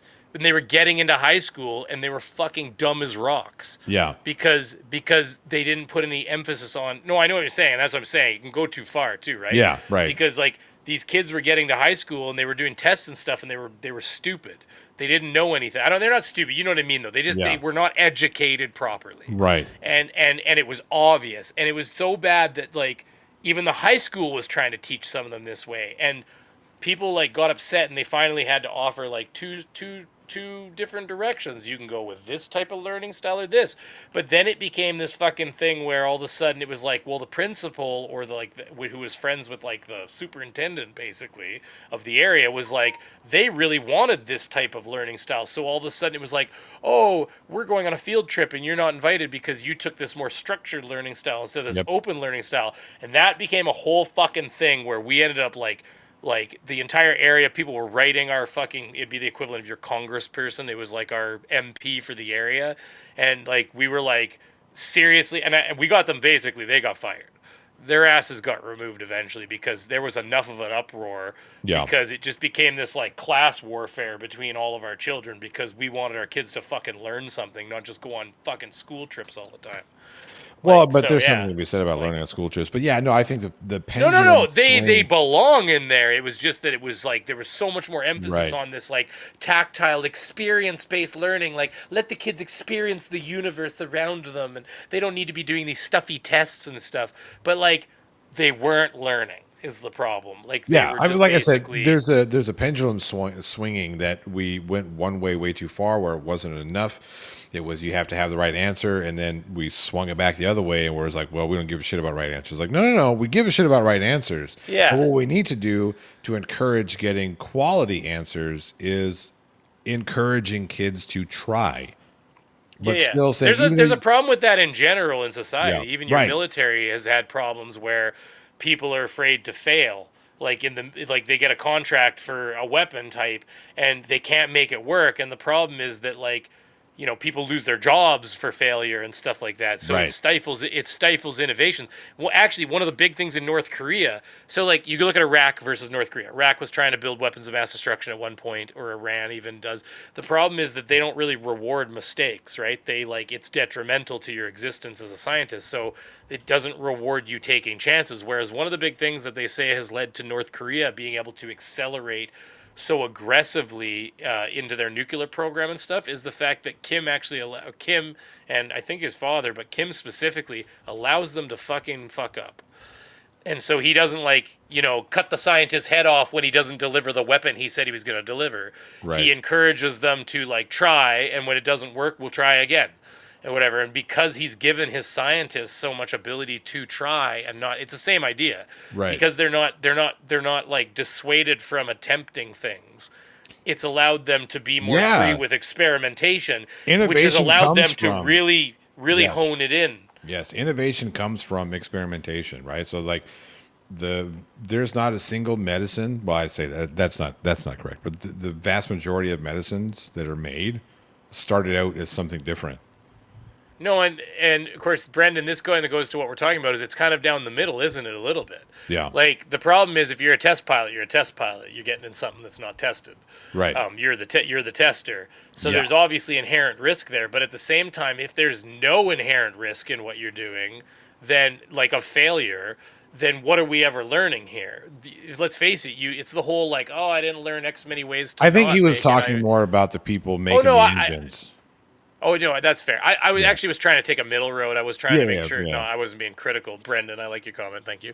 But yeah, like that's what I'm trying to get at is there's a middle ground to be made there when you're talking about. So it's the same with kids. Like you need to push them to be right, but you also need to push them to try to be right. You need to encourage them to take risks and encourage the effort. We need to praise the effort just as much as the correct answer. And it's not, yeah, you do. It's not just, well, you tried, so here's your passing grade. No, it's, look, ultimately we need to get to like 1 + 1 is going to be 2. We need to get to that point. I know that's a very basic, of course, rudimentary example. But it's the idea that there is there is, here's the goal. We've got to get there. But what I want to make sure is to, that you're attempting. Like sometimes for me, like math for me was always difficult because I didn't learn math the way that they were teaching it. I had to learn it a different way. But because we weren't taught that you can learn it a different way, you had to do it this way and this way and this way and this way. If you didn't do these steps, then you were going to get it incorrect. And when it came out that, I went to my brother and had my brother teach me how to do some stuff, and I showed the work that my brother showed because it made more sense to me. Just, the way I work things out. Well, the way you were taught. Yeah. Yeah. I would come up They with got my the correct... kids doing this bullshit adding with lines and stuff. I don't know. Sure, right. I mean, like I said, when I went to class and I got the correct answers, but I went about it a different way, they accused me of cheating. I said, no, I'm not cheating. This is me. This is how I'm working out the problem. How are you going to cheat anyways? I don't remember ever getting the answers. It's not like the fucking movies, right? Where it's like, Right. the teacher's the master sheet. The kid down the hall has it. Like, Right. hack the Gibson to get the fucking, Right. And like, by the way, like, I don't know where textbooks nobody knows where the teachers get their textbooks. Like, what, he contact the head company and get a copy sent?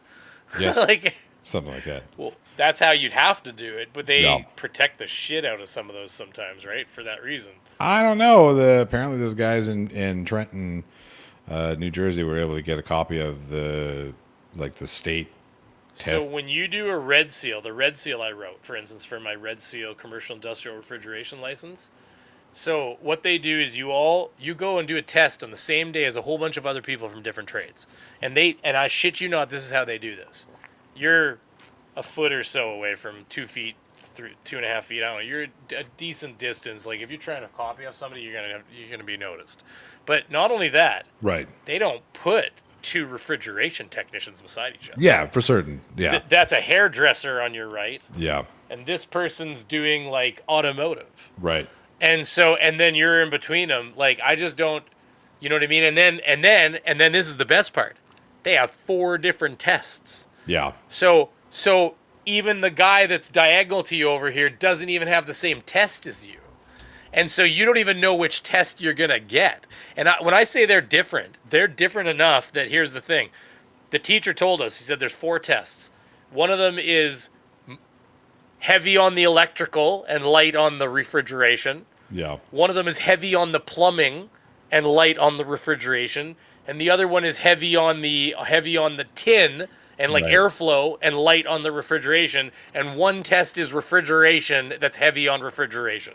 Yeah. And so you'd have to study 4 fucking different tests even with different questions and everything, even if you wanted to like cheat and pat. So like they take that shit. I mean, I don't know how they do it down there, but I mean, they take those like professional licenses damn serious here. They've spread you out. They've spread you out pretty good. Man.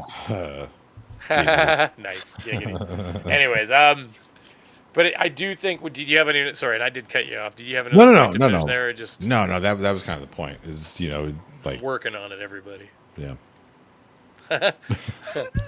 I'm working on being a better person, better interviewer, better host, better co-host. No, you're just fine. You're good. No, it's good. I used to be even worse. I'm working on it. It's okay. Still have issues with math. Well, they teach my kids to do this weird thing where they got lines drawn between things now, and I'm like, what do you mean? They're like, I'm bringing this over here. I'm like, what the fuck are you doing?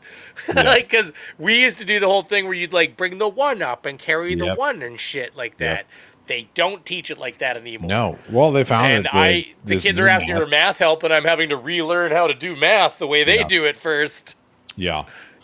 Yeah, it's terrible. Yeah, I mean, it's a different way to learn, and some kids have shown, like they showed a like a comparison on younger kids specifically in the quote new math and how they're getting more complicated concepts and equations and whatnot after they've learned this new math. They're getting that stuff much quicker. So there's something to it.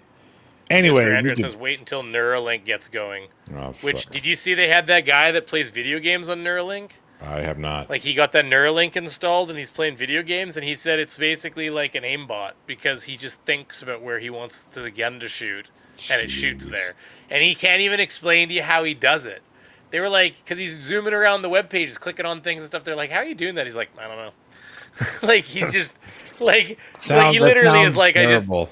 You know what I mean? Like it's coming like, but it's like when you walk, you don't think about like there's left a movie, leg, right leg. You just think I want to go there and I'm gonna walk there. There's a movie. So it's the same thing for him. He's just thinking about it and it's fucking doing things. There's a movie called Gamer with Gerald Butler. If you haven't seen it, you should watch it.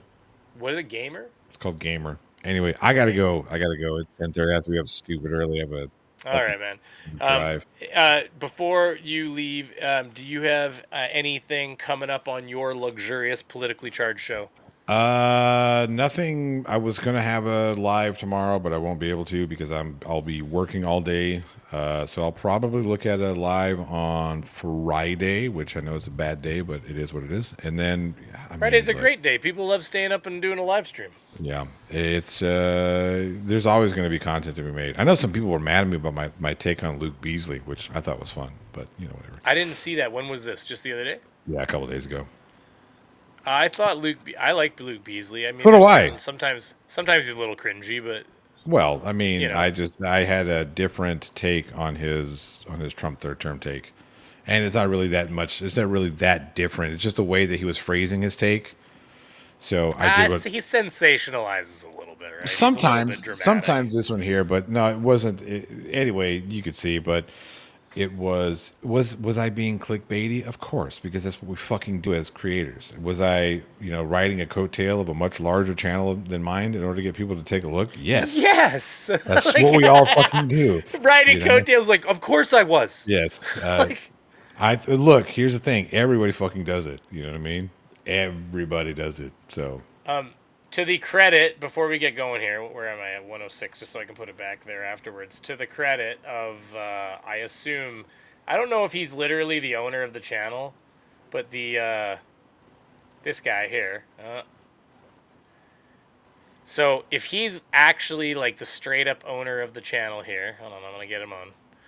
If this guy is the actual owner of this channel that we were watching this from, I'm going to say to his credit, and I appreciate it if he sees this ever, they did not claim us. So, because we played enough of this. Now, we are adding commentary, so technically I do believe this is fair use, what we're doing. This is the definition of fair use. However, if we played even a fraction of the length of these clips that we're playing, with Joe Rogan's show to have a discussion, we would be claimed. We would be instantly claimed, almost like algorithmically automatic. Yep. And whereas, just so everybody doesn't know, in the background of studio, you get notified when somebody plays your content. Yep. So there will be a notification in their copyright folder showing that we played this content, and it'll say something ludicrous like 80% or something, which is I think that part's been broken forever. Because how do you play 80% of something that's 2 hours long unless all we did was play the content? But anyways, you'll get timestamps and everything, and you can click on it and go right to their video where they play your video. So there's a non-0% chance that the people that help him manage his channel or him directly have basically seen what we're doing and been okay with it. So I'm just saying that because honestly that's rare on the internet these days. Usually bigger channels tend to drop their balls on your chest, so to speak. Generally speaking, yeah. Yeah. Anyways, Johnny's got to go. So, hey, listen, everybody. I appreciate everybody coming by. Next week, like we discussed, we're going to probably talk about the unextinction, which is not what happened, but the de-extinction of the dire wolf. The dire wolf, biology, and it'll be about the implications of genetically changing. Now I'm telling you, I'm gonna come back. I'm gonna come out next week with a 5-point presentation for why we need a Jurassic Park if this can be done. Anyways, thank you, Johnny, for coming. Everybody, I appreciate everybody who came here and spent some time with us. If for the nobody watching us on Twitch, it says 1. I don't know who that is. It's the bot. It probably is the bot. Yeah. Because there's a bot that tries to post on there. But anyways, if there is a person in there, I have to wrap shortly. I just tell me, because I don't see those. But anyways, so yes, appreciate everybody coming. Thank you very much. I'm gonna hit the intro as an outro again, and I'm gonna try to make a different outro because of course it's cheesy as fuck. And thank you very much to the super chatters and the member that we got at the beginning. So yes. Thank you very much. Have yourselves a great night, everybody. Cheers, everybody.